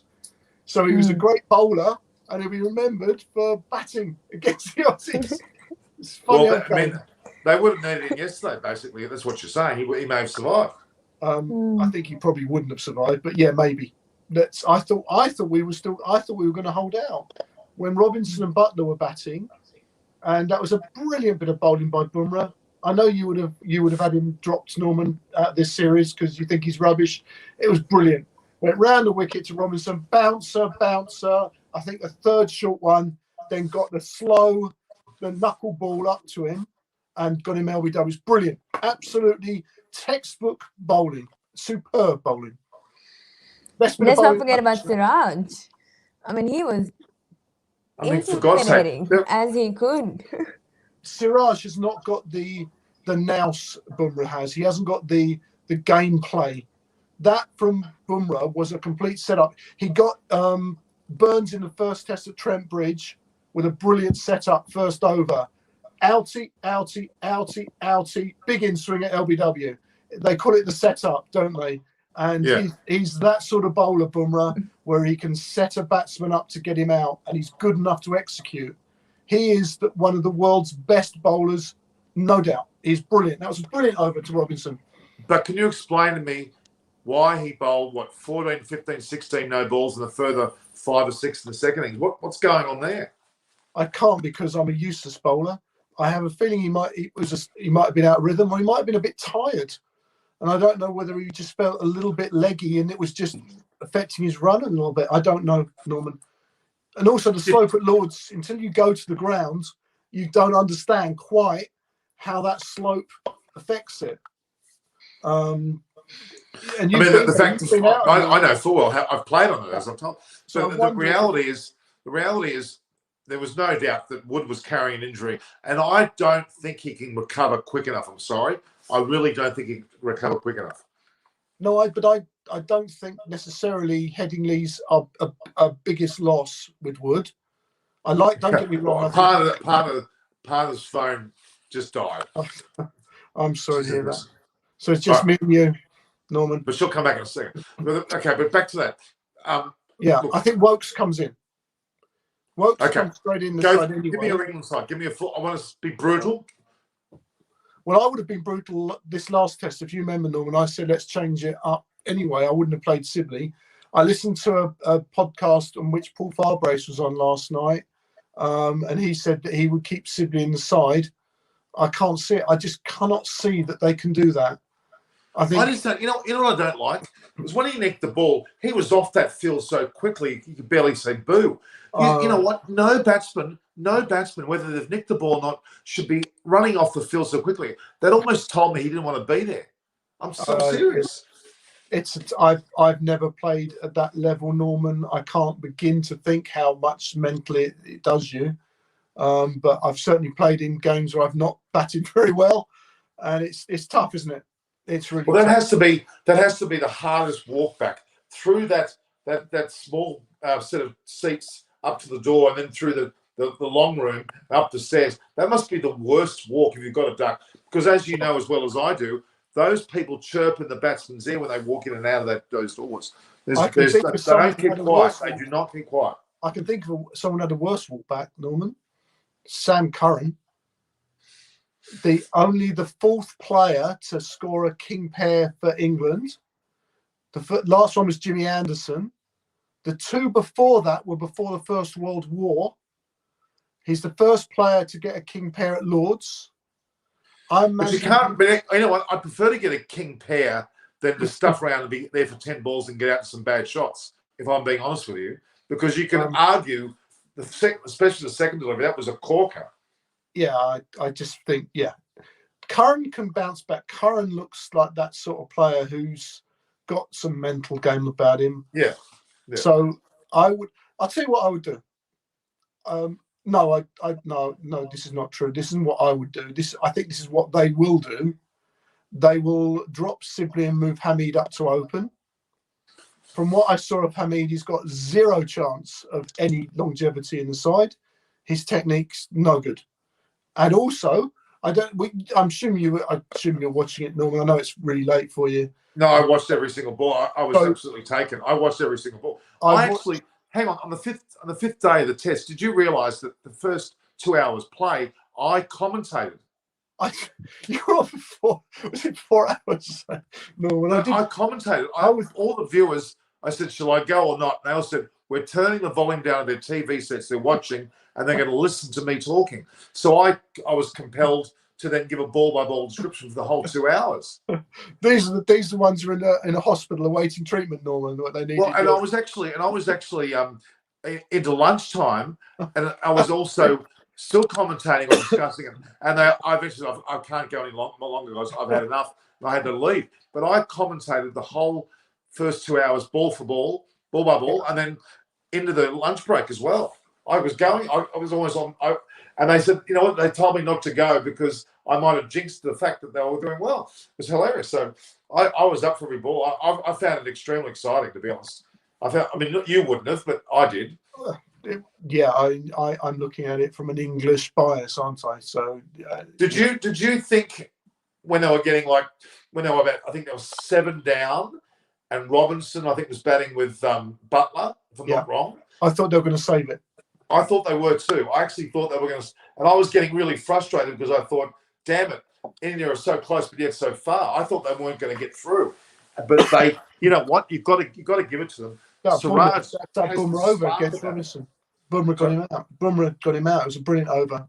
Won him the test, I think. Getting Robinson. Do you think the man of the match was the right person? No. No, I don't think so either. I mean, honestly, if they said Joe Root was the player of the match, I would have said fine. I would have agreed with that. But it's hard when you giving a player of the match to a player on the losing side is often seen as a bad thing. Let me get back to Hamid, Norman. What I noticed with Hamid, and I wonder if you noticed it as well, he batted for 45 balls. There was at least 4 or 5 where he was really rushed in his forward defensive shot. He was just down there, and you think, crikey. And I looked at the ball speed, and it was only 83, 84 miles an hour. Sorry, say that again. I didn't catch it. I was just distracted. What did you say? I noticed about 4 or 5 times with Hamid batting on just a forward defensive. I mean, he looked shocking. Yeah, he looked like he was a space cadet. He looked like an under-12 batter going out. I'm sorry, he was awful. Agreed. Absolutely and then awful. Bairstow came in, and the first ball he faced, he stood there and just played the forward defensive, loads of time, and just played it back. And I thought, I just watched Hamid not do that at all. Hamid, every moment that he's been out to bat, the first innings especially, but the second innings, he looked like a cat in a hot tin roof. He looked like he was out of sorts so much. But let me tell you what I noticed, Norman, with his technique, and this is what really, really worries me, is that he has I don't think it's a trigger movement as such, but when he takes his arms back, and I'm going to try and do this for our viewers. I don't know if many are watching or many are interested. I don't know how many are watching. Can you see? So you really should be batting with your arms coming back in a straight trajectory. What Hamid does is he pushes his arms out here. So as he turns to face the ball, his arms come out. Now, if you do that, and then you have to bring your back round in an arc to get back to the ball. Now, that's why he got out in the first innings, because his bat was coming down basically from second slip. And that's what he was doing yesterday. Awful. The way he got... Big problem that. If you're going to the delivery of Siraj bowling was a good ball. It was a good ball, but it was an ordinary ball, Norman. It was quick and straight, dead straight. It wasn't a bad ball. It was dead straight. You've got to be, if you're going to play international cricket at that level, you've got to be able to keep out the full straight ones. It was like I put an under-12 kid to play with a bunch of adults, and he didn't have a clue. That's what I thought. He was awful, absolutely awful. So I think, and he's also incredibly skinny. He's almost Norman. They can't all be big fat porkers like me and you, can they? No. But I mean, there's no body strength to play anything in that body. He seems like he's still a 16-year-old kid. He's still got the hair of a 16-year-old kid. He looked awful. I mean, my first gauge what I'm seeing, I think he was awful. But bear in mind, before the test, all the talk was he's the next great hope and he's brilliant and where's he been? And we had a comment saying that he was left out because we were racist. Do you remember we had all these sorts of comments? And it wasn't the case at all. Now, they brought him back in. They will give him another go and they'll probably open with him and Burns. So we're not... Yeah, but okay, coming in at first drop, especially when the person before you lasted a couple of balls, it's actually more difficult than opening. Yes, but it is. I mean, I'm sorry, I was an opener. Not that I'm bragging, but I was an opener. And I absolutely loved being there for the first ball. Why? Because you were as raw as the bowler. The bowler had no form to go by. You were freer, that the fieldsmen weren't set. No one was in a mode at all of true attack. When you take the first wicket, the bowler is extremely buoyant. So is the fielders, especially if it's in the first over. That first drop batsman going in is under the most pressure any batsman will ever have, other than a hat-trick. Yeah, we've discussed it. Yeah, we discussed this before. I used to open a lot. I used to like opening by preference, but I used to like taking first ball. I didn't like taking second ball at all. I like to get out there and be at that first ball. The first over when you're batting, I'm in command. I believe I'm more set than the bowler, because the bowler, unless he's absolutely spot on from ball one, generally the opening bowlers bowl crap. Okay, at most levels, they bowl too short, too long, too wide, and you've got an advantage either letting it go or, more importantly, having a good old crack, because you know you're going to get a 4 or 6 because there's no one deep. Cool, you're early sixes when you're opening the batting in the first over. No, I'm going to tell you honestly, I used to bat.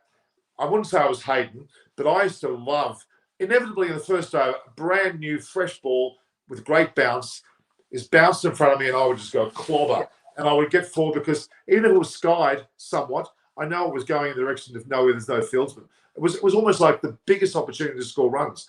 I often would get 10, 12 runs on the first day purely because the field was up and it was in my favour. I saw a door opening.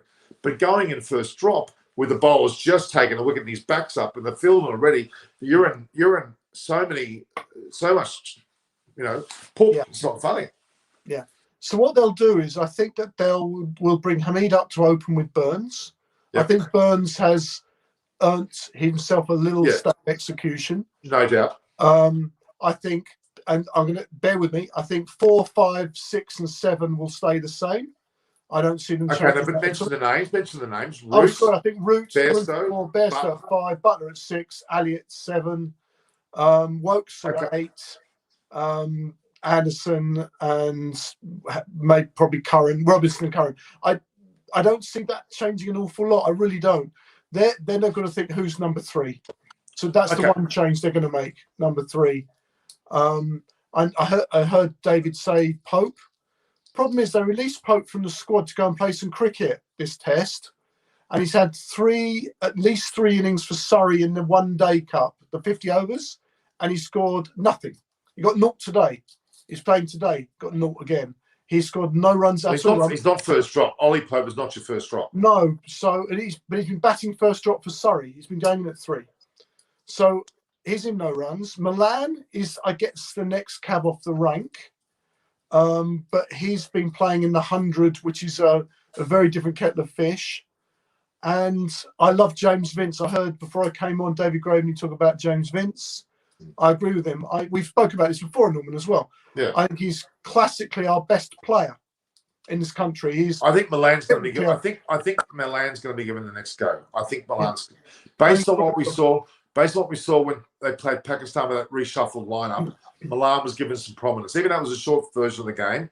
Milan was brought into the team. So I wonder how he'll do against Bumrah's big in-swinging Yorkers and pitching it up. I don't know. I think Milan might struggle with, but mind you, Bumrah's just good, isn't he? Everyone can struggle a bit with. Yeah, I think Milan's the choice. I would put Milan in. That's my thoughts. I like what she's a bit. I don't like Hamid so far. What I've seen, I'm very, very unimpressed. But they'll give him another go. He is only open. They'll give him another go. They won't drop him. No, I'm not saying they're going to drop him. But no, I just if his preferred batting position is to open, well then get him as an opener. Because you know what? If I'm being honest with you, if I was an opener like I was, and then had to be put in number 3 for my country, I would be decidedly uncertain as well because of that pressure that you put on. Really. So no, I think that's fair. So you're saying your only change would be to bring Chris Wokes in and potentially Milan. Would you have Curran in the side with Wokes? Possibly, because Wokes comes in for Wood. If Wood's injured. If Wood's not injured, I think they'll play Wood, possibly. Only say that because he's got general injury problems. They like to rotate him in and out, but there is a week's break here. But didn't you say that you thought that Wood wasn't necessary? No, I don't think he is, but I think he would. Well, then I think if he's I'm pretty knowing Wood's body. Yeah, he won't recover from this that quickly. He won't recover quickly. They want him at the Oval because the Oval tends to be bouncier and quicker. And they'll think his pace and bounce is good for the Oval. Yeah. So I think Wokes will come in for Wood. And it's whether they then play someone like Overton instead of Curran and give Curran a rest. The thing with Curran is he's a very competitive cricketer. Yeah. I like him. And certainly the tail will be longer. We won't even have a tail if Wood is dropped and Wokes comes in. It means Robinson will bat at 10. And you've got to say from what you've seen, he's no mug with the bat, Robinson. He's not a number 10. He's better than number 10. So that would help our batting order. But, I think we're in trouble, Norman. The top 3 are a big problem. And it's not going to be resolved quickly. Okay, this doctor what was he? He was not a doctor. Was he a dentist, this fellow? I think he was a dentist. I don't know. I can't read it. No, he's been on before. So he says, hope it's clear now that India's victory and Australia was no fluke. That is very true. No way. Did anyone say it was a fluke? Well, I don't think anyone said it, but I think it's a fair point to try to ram home. Though. How can you I get fluke that. a Test series? Conceptual question: can a captain be denied a man of the match award due to poor captaincy reasons? No. No, you can't. You won't. You wouldn't pick a man of the match on the fact that he didn't captain very well. He backed it on who's had the best performance. Well, I would. Okay, I agree with Joe Root being man of the match basis 189 out. But you know who I Did he win it? would Did have he win it? I don't think he won it. Did he? No, Cal Rahul did. Yeah, Rahul did. Yeah. But I'm saying to you, I would have understood that Root would have got that. I didn't think Rahul would have got it, even though he batted really well. I would have probably, my opinion, I would have given it to Siraj because those 4 wickets were extremely important. But I actually would have given it. Surely Shami's batting made the difference in the game. I actually think, I'm going to stick my neck out here. I think it was Kohli's captaincy, especially around the 5th day. And I thought the way that the aggression that he led the charge with on the 4th and 5th day somewhat, but the way the whole attitude of the 5th day came from him, came from Virat Kohli, fair and square. And on top of that, the incredible decision to bat after lunch for a couple of overs and then send him in and out to the field to then bat was a masterstroke because you know what? Those 2 ducks can squarely be made responsible of that particular in-out business because that would have thrown the batters. Well, yeah, that's pure. That's exactly right, Norman. That was purely to throw the batsman. But that's good captaincy. Yeah, that's extremely good captaincy. It is good captaincy, but it might have something to do with him and Ravi Shastri would have chatted about that, wouldn't they? But either way, I agree with that being good captaincy. You very day 5 captaincy was fantastic. Have you ever seen a man the match will go to someone because they've captained well? No. I think I'm talking about my opinion, not popular opinion. I'm saying to you, I actually think. Okay, Shami's batting with Bumrah. They did great. Yes, that changed the but match. who was egging them on up the stands there? Kohli. The whole batting charades, that was Kohli. The emphasis, the impetus that was created in that innings on the field was led by Kohli. Kohli is the commonality of all of that. I'm telling you now, in the dressing room, everything, even on the 4th day, he was mimicking to the players. He orchestrates them in a way that I find really encouraging. I really do. I'm not a fan of what he did on the 4th night. I don't think a captain should be shouting onto the field of play about the lights. I mean, you saw it. We saw it. He didn't just do it once. He did it for about 10 minutes. But you know what? The umpires should just ignore it. Well, I think they probably did ignore it, but it was. I mean, the cameras kept going up to Kohli, didn't they? And he was literally shouting onto the field of play. That was theatre. That's theatre. That's Kohli's approach. He bullies.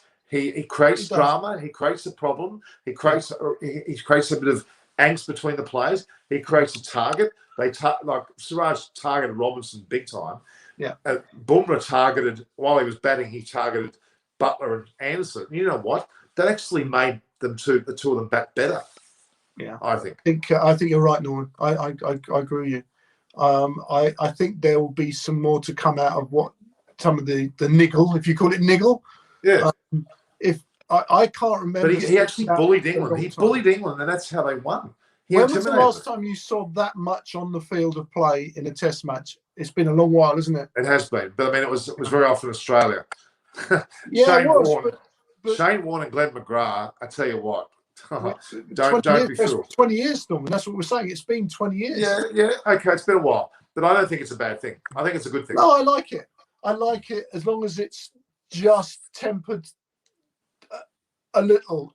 Well, it was. It was just a lot of bickering. It was a lot of bickering. Siraj staring down Robinson was fantastic theatre. Robinson gave it back, didn't he? And he's a new player. That's brilliant. I love that.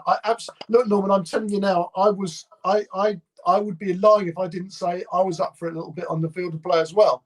Especially. Can you imagine? Remember Dennis Lilly? He tried to kick Javed Mirdha. Javed Mirdha didn't come with him with a bat, and that was hilarious.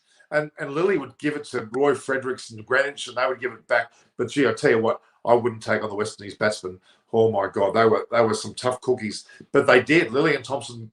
Thompson was funny because Thompson never showed much aggression. He let the ball do the aggression, even though he was an aggressive fellow. But that was theatre. I love it. I played in a game once, Norman, where a very military medium seamer bowled a ball at me, which I hit straight back over his head. And he walked straight up to me, and I won't use the expletive he said, but he said, "One shot and you think you're Brian Lara." And I said to him, I said, "Bowl me another one there, mate, and it's going to go in the same place," which he did, and it did. And I Well, that's what it's all about. I mean, Yeah, I used to, exactly right. open the batting. If someone bowls short to my head, I would do my level best to hit out of the ground. I wasn't a ducker or a weaver. I may have swayed out of the way of the ball, but I never ducked.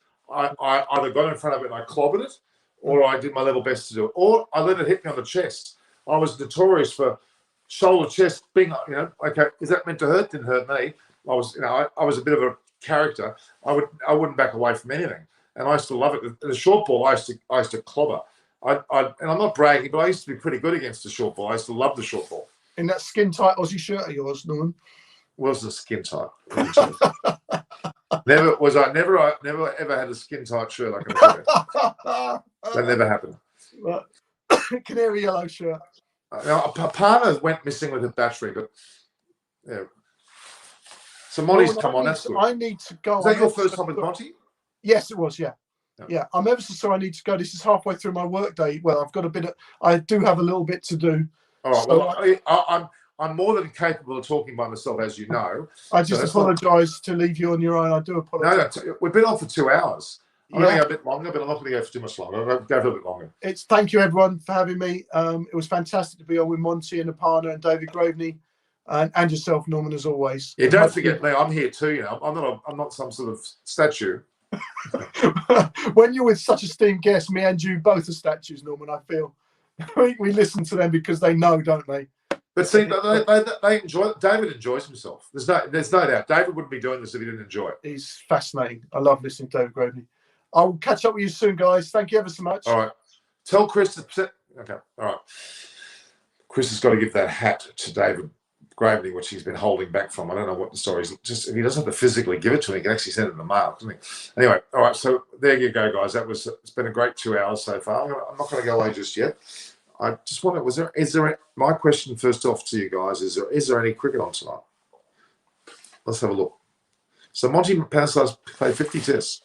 There seems to be a Surrey versus Durham match, and then some of the so-called 100 matches are on, and they're playing at Leeds actually too. So yeah, there's a bit of going, but not too much an international frame, I don't think. So yeah, I'll try to get some of your questions, guys. What is Graham Thorpe doing as the English batting coach? Sack him. Well, it's a bit hard, but not very. Dom Sibley's the worst one in England I've had. Well, there's been a few that were pretty bad. Don't worry. Back in the era of the 70s, there were quite a few that were pretty bad. Actually, so Root should not be blamed for those last week's match. Yeah, I agree. I think Root played fantastically well. Really was the player of the match in terms of stats, other than Siraj with his 8 wickets. See, Bumrah got 9 in the first match. Siraj 8 in the second. Both should be in the side. And Shami batted well and bowled well. Ishan Sharma did his bit. They all played their role. We're forgetting KR Rahul's 129, which set the match up. And, of course, Rohit Sharma's 83. And Jadeja got 50 on. There's been some great performances, really there. And then, Rahane got 61 and we saw 45 from Pujara. They can't be sneezed at. They certainly can't be sneezed at. Can't be sneezed at all. Well, England have been delivering with Root, but there's batting order concerns. Remember, your country's coach said never underestimate the innings. He was right. Let's go. So please, not James. Since James Vincent has talent, but no performance, no awards for that. Okay, fair enough. I had a fair few from you today. Root scored 108, Stirling goes on to lose by 150. Shows how heavily they're dependent on him. Oh my God, yeah. They lost by a truckload more. Can Ashwin be included for next? Or they should go with same squad. They're going to go with the same squad. Shardul Tuck was the only one that may be in some possibility there, but no, Ashwin's not suited yet to what's been going on, which is sad to say, but he'll be on for I'd say the last 2 test matches in particular. Hello, Baram Marani, where have you been? Munchie, Baram Marani, hi mate. So Baram Marani and Munchie, did you both just turn up? Because I haven't seen you both. We've had David Graveney, we've had Monty Panesar, we've had Rich Vernon, we've had Aparna Samy, all on. Yeah, Munchie, I agree. Ashwin's probably going to come to the Oval. I would agree with that, and maybe the last test as well. Be interesting to see how that transpires. But yes, it's good to have him in the tank, isn't it? Realistically, it's 1-0, potentially 1-1 after the leads, but then the last two, well, certainly the Oval will go India's way. They'll be up 2-1. The worst I can see India doing is 2-2, but I would say they may even go 3-1. Yes, mate. Been here for a while while arguing with Reg's comments. I came on just after a punter left. Okay. Well, her phone went dead. Silly. She's an IT expert, but she has more IT problems than I've ever seen from an IT expert. Ashwin's better than Sibley. At batting, well, probably right, but he's on the wrong side. Oh, I missed you then. He missed much the Old Trafford in September could be wet. You know, it could well be. It certainly will be. That means that India's very, very strongly in the position. They win one more test, they'll win the series. As simple as that. Pretty big situation. Well, no option but to prepare good batting pitches. That's pretty poor if that's what they have to do. I'll tell you. There is some batsmen to bat in those conditions. Why hasn't David yet got a privilege to get his hands and wear your eyes on cricket with Norman Koshnakat? Well, Bakul Dada, I have sent that to my good friend there, Chris Fern, who has given it to his dad and Munchie and everyone else, but he hasn't sent it to David. I think he wants to physically give it to David. Well, I want him to send it in the mail if he has to. It's a good point. Chevet, hi sir, how are you? Okay, the numbers have dropped a little bit, but it's still good. So we've had about, I think it's about 3,600 people. It's not as big as yesterday. That's understandable considering that was some of the game day conditions. It's still pretty good. It's now 12:30. It's 12:37 a.m. here, which is into the 18th of August. 18th of August. It's our summer finish. Our winter finishes effectively in 12 days, which is good. And in 2 days, I'll be giving my second vaccine. So I am, by the way, guys, planning on going not to the IPL, but to the World Cup. The ICC accreditation, I spoke to a few people earlier. I look like I'm planning on doing that. If I've got my 2 vaccinations, I'll be free to do that. So we'll wait and see. We'll just see how that turns out.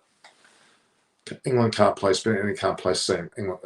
That's a little bit right. Sibley can't play. Well, now they're gang up on Sibley. Now Sibley, he's not looking good. He must be a shaker. It's interesting how Crawley went first. Actually, I thought it may have been Sibley who went first, and Crawley could have stayed, which would have helped now because Crawley would have still been batting. He may have got runs this match, and Hamid would have gone to open. That would have been a more settled opening partnership. Well, first three, and now it looks like if Sibley goes, Hamid will have to go to open. But I think a new number 3 now. Darwood Milan's the one that I'm suggesting. James Vince is around as well. Crawley won't come back in this quickly, but may still go to the Ashes, is what we're hearing. So let's have a look here.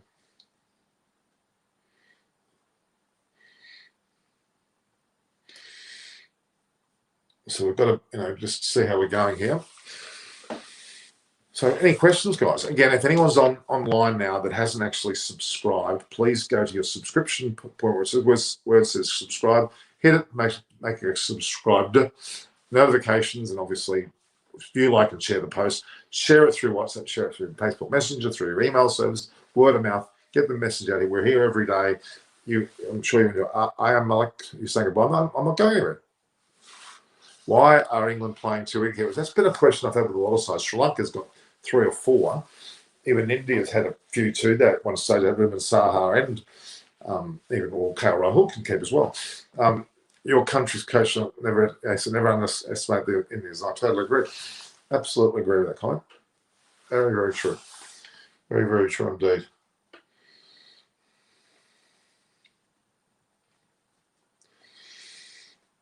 Yeah, we're going pretty well there, guys. Pretty well. Okay. I think Zach Crawley is better. I'm calling him John Crawley. That's my mistake. I shouldn't say John Crawley. Zach Crawley is better technically than after the playing 11. Yeah, I think you're right. I think it's been a bit hard done by. Yes, bro, you are right. What? Yeah. No, he's totally right. Absolutely right. Absolutely right.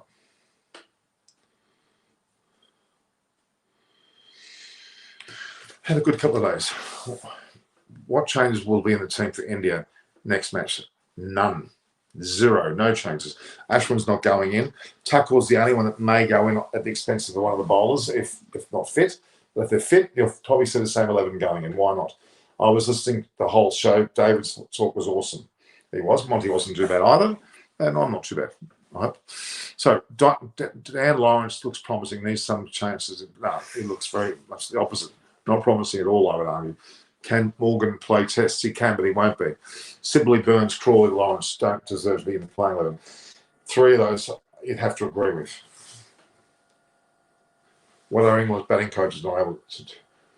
Yeah, you can't always blame the coach. They've got to be the player themselves. Shame I missed David G. Would love to debate some of the issues. Well, yeah, you could have come on, Munchie. I agree. I've sent you the link, haven't I?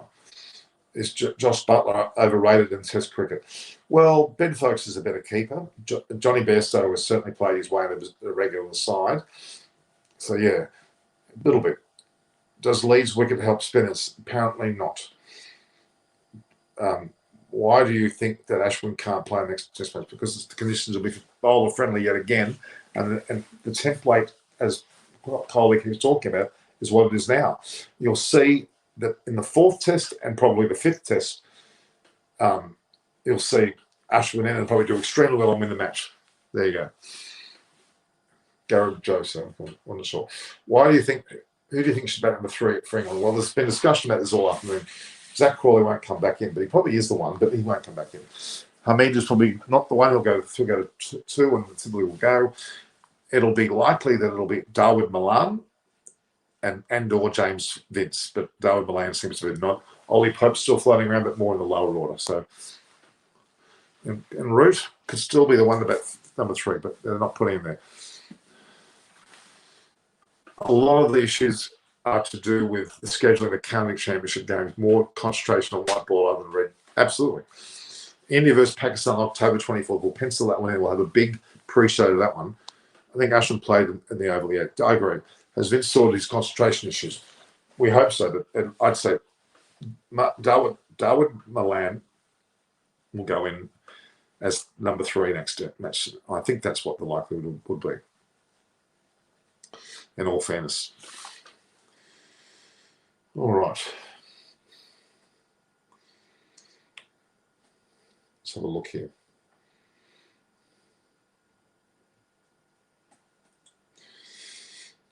Yes. Okay. So again, anyone that's on the show that's not subscribed, please take a moment right now. Go to the subscribe button, hit it, subscribe, notification button, then you can continue watching. But Butler's Test batting is not good enough. Too much gap between bat and pad. A little bit there. Mark Wood, James Anderson, and Joe Butler triggered Brummer's team. Why? Oh, that was just banter from both ends. Coley also. Sky in place of Vajara. Absolutely not happening. Absolutely not happening. India are not changing their batting lineup. I can tell you right now. Not an iota. And their bowling lineup, only based on injury, was maybe Shardul Thakur being the one. And Ashwin's not coming in. Vince needs to come back. He would play well against Pakistan. Maybe, as if you care. Need a batsman who is capable of scoring deadly hundreds for England. Well, Root certainly can do that. Transients here now. Because yesterday was a story where all England players tried to do a Pajara. It's true. Bairstow and Butler, more likely the white ball player. Yeah, but Bairstow's a true. He played 75 tests, so he's a test player. He's played enough tests for last night. And after Siraj got the Anderson, brilliant. I think Shami and Bumrah got a chance of opening. What, for England or for India? That would be funny.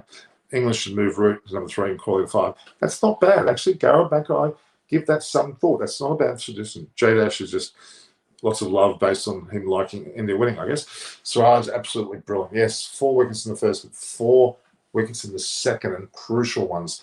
He bowled sensationally. He really did. India will, yes. Ashwin in the next test, no. What's your view on the spinners at England? Next week he won't be in. Lose, no. Coley form a bit concerned, no, not really. Why the English crowd always abuses a vixen? Australia does the same thing, so I'm not going to defend that. Well, I'm going to go another 5 minutes, guys. I think I've just about had enough time-wise. Well, I think what's your thinking about Virat Kohli batting in the third test? He will bat like he's done all the way through. He'll improve. He'll learn more and more to let the ball go, and that's his major flaw at the moment. Is playing at that ball that he doesn't need to play outside off. So they'll pepper him. They'll continue to give him balls there that which he probably shouldn't be playing. Are you all subscribing? I'm watching the numbers. There's a lot of nice commentary there. I often get people saying all the best for your channel. I thank that. I always make sure I thank people for those comments because it's nice when people say nice things. Trambridge, England, a good record. Well, India almost beat them. I think this win will inspire them to score some centuries in the next matches, I reckon, too. Hello, Norman. Do you think we should look at giving Hanumi, Viharia, and other players a chance in the next few tests? Well, you shouldn't just give them a chance. Just make up the numbers. No, you shouldn't. If the team's there, they shouldn't disturb it. Did Ishant make a big difference? He did, as he was using the laws slightly. Yeah, he did play well. Love your shows. Keep it up going on. Thank you, Strict Sanatani, and I hope you've subscribed. T20 Light for Australia, according to you. Oh, God. They're going to bring Warner and those players back in, Stoinis, you would think, and Maxwell, but otherwise there's a lot of a mess going on there. They're in a crap state. They're playing South Africa first match. The only redeeming factor is they're both bad. So if they get beaten by South Africa, they might also just turn around and pack up and go home. Yeah, India will play with the same squad as these. Will you travel to the away? I'm trying to. England haven't won a single test this summer yet. Well, at home, you mean? Yeah. Who'll be the man of the series? The man of the series, I reckon Siraj. Rishabh needs to be more mature. Yeah, there's a bit of doubt about how Hamid Alarin. He's going to stay in for this match. They may open. Thank you. When is the Aussie on the streets reaction to Bangladesh fiasco coming? Well, I'm going to be talking tomorrow about this test, I think, but I may bring that up as well. Why India was celebrating as they have won. Not in favour of selling Blush. What's the channel was one big thing and India failed that. Yeah, they did. And they're ruining that. I'm sure they're ruining that. They're ruining that big time. They're ruining that very big time. That's big time. Another stats was whenever Siraj played in the test match, India has not lost a match. It's a great stat. Team to win declaring up lunch more. I'm going to say to that comment, keep Siraj in the team.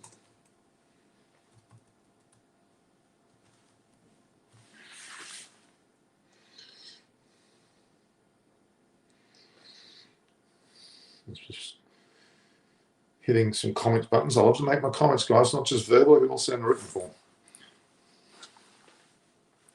Your take on the 100 format. I'm not a big fan at the moment. I'm seeing there's no different this T20. I can't get excited about it. When will he come to India? Well, it was meant to be this year. We'll see. Definitely next year. Whom should you consider? Gill or Rahul? Rahul at the moment. I don't know what that says. This is a bit of a headache for teams like England and Australia when it comes to preparing tracks because India, since their pace take is one of the best in the world. It's true. They've come through as the best. Lee's waiting Pujara's century. It's good to see someone saying something positive about Pujara. Because I don't think he's a bad player at all. He's been frustrating for Australia for years. What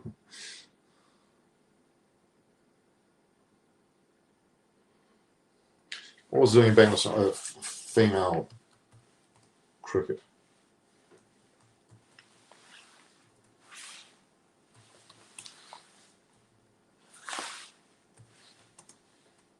It's not totally well as cricket.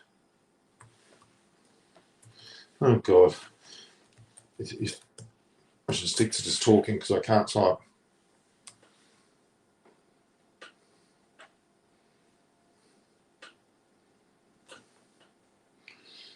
All right.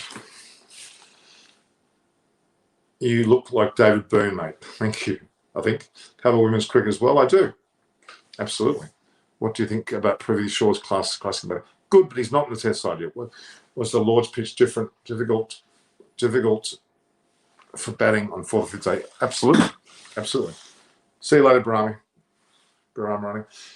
Johan van Dam before or after the 50 beers. Me, is that who you think? Munchie, that's nasty, I think. Chivet said, I'm a traitor because I criticised him and said, no, there's nothing about that. Australia traditionally do well on ICC, so I think they'll do well. I don't agree. If you had the ability to bring one current international male female cricket on your show, who would it be? Current? Mal, probably Glenn Maxwell. He's not really test player. Nor mark my words, Kohli's 71st inch long way. I agree. You know why Australia lost to India? Because after bowling India all that 30, they got overconfident. They probably did. Yeah, they probably did. And they're just not. They lost the plot a bit. Actually, they were a bit. They were certainly pretty comfortable. You're right.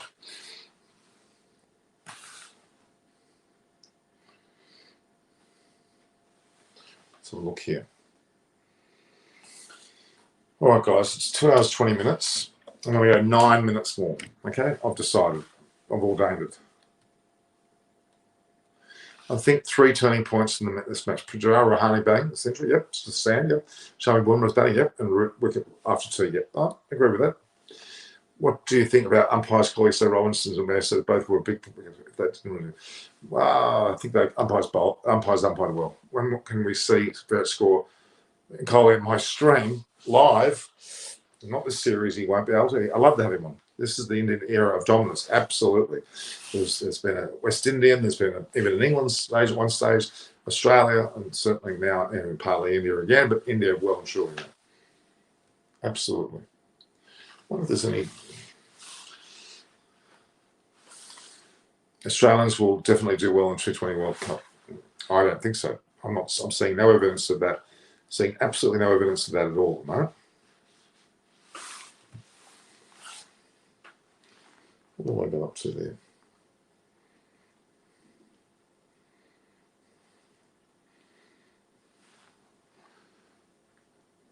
Anything new in Aussie cricket? Not really, not a lot going on. It's winter, it's middle of winter at the moment, so hardly anything going on, to be honest.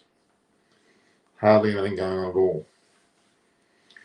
Except for a lot of preparation for the, probably for the, well, certainly for the IPL, and on top of that for the World Cup as well.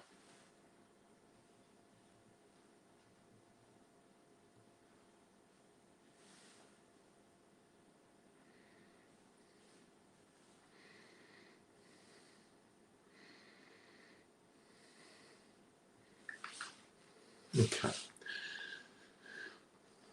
Okay, over here. So India win series, I think so. He was good. Goff was a very good umpire. What's your views on Pakistan loss to Western? Unfortunate. India win the series, absolutely. Ponting said IPL will be highly beneficial for Australia's World Cup. Well, not as a team it won't be. Individually it might be, but not as a team. Players look out from a team during the Ashes. Australians, look, you have to go back to Steve Smith and Warner. And in Ashes news, at the moment, no. Obviously, England are decimated with Ben Stokes and probably Jofra Archer out, and Ben Stokes and maybe a few more. Mark Wood has to get his act together from his injury spells that he's got as well. So, yeah, that's my thought. Australia, it's well to say they've had very little. Australia has not played a test match since the Gabba test, which was January. It's now August. That's a long time. They won't play it either until then when they play Afghanistan, which is not great preparation for anyone. Love for Indian and White. Craig's always past comments on it. I won't go through that. That's not a good story, that one, by any means.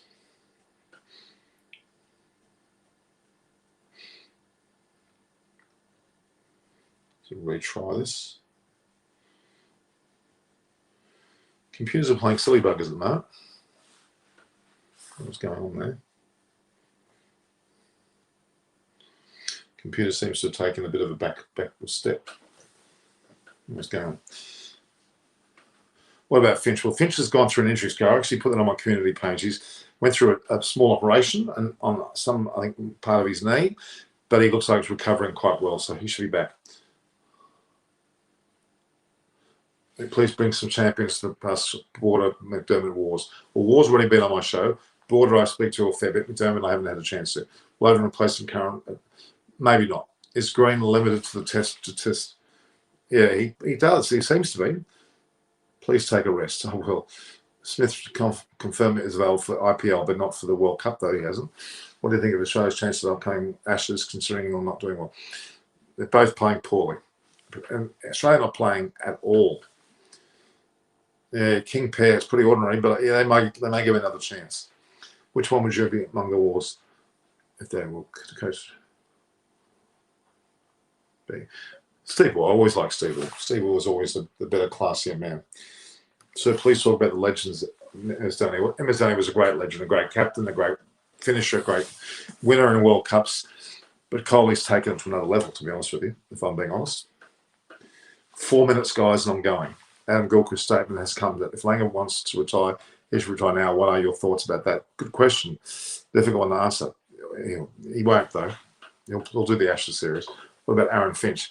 He had a knee injury, which he's had an operation for. He's on the improve and should be ready, they believe, for the World Cup. Certainly favour. Home will certainly favour Australia. We would think so. It's our biggest advantage by a country mile. You'd have to think that, wouldn't you? Okay.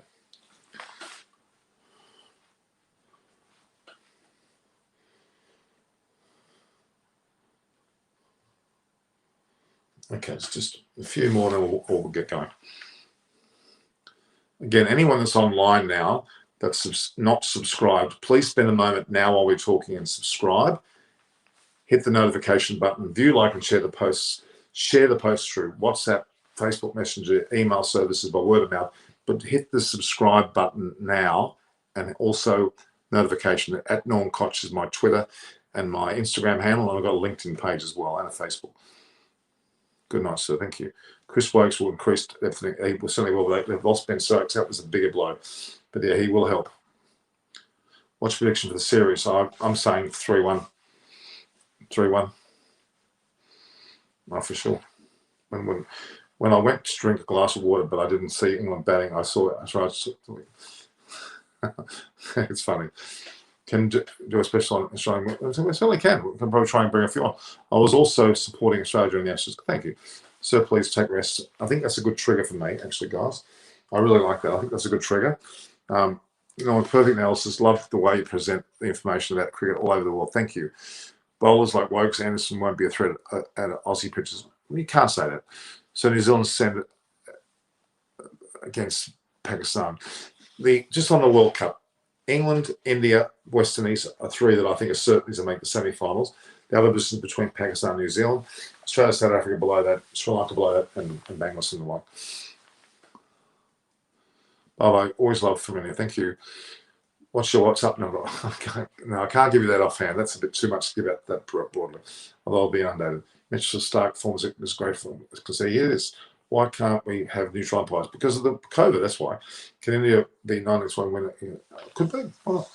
Your dedication towards cricket is phenomenal. Thank you. When are you coming online next time around? Not tonight. That's it for today. Tomorrow. So 3-1, I reckon. Yeah, India will win. England may win one test. I'll give them that credit. COVID issues, the use of local umpires, why there is an extra DRS as well. True. All right, I'm going to tick over at 1 o'clock. I'm going, guys. I think I've just about had enough. Thanks to you all. Shashank Kumar Mishra, India 3-1 or England? India 3-1, not England. 3-1 England. India 3-1 India. 3-1. They're winning one now. They win the next test. Gonskis. They're going to win the series, in my opinion. Okay. We're waiting for that magical 1 more minute.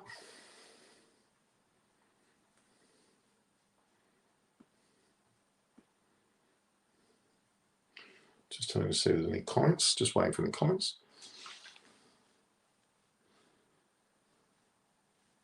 Leeds will be a bowler's wicket. It'll be very similar, and it'll be in the favour of. I think definitely, and Bumrah as well. I'm thinking of Sajid Khan, but I don't know. He looks okay. Chris Wokes coming back. Yep, he will. So Nolan, take care. I will take care. All right, guys. I think that's enough. It's 1 o'clock. I'm done. See you again, guys. Make sure you subscribe, hit the notification button, view, like, and share. WhatsApp message people about it. Facebook Messenger, and on top of that, just general email and word of mouth. Thank you, guys. I'll take care, and I'll be gone and see you soon. I'll be looking forward to the stream about Aussie Swimming Team. Please do it. I will. Prithi, Raj, I will do it. All the best, guys.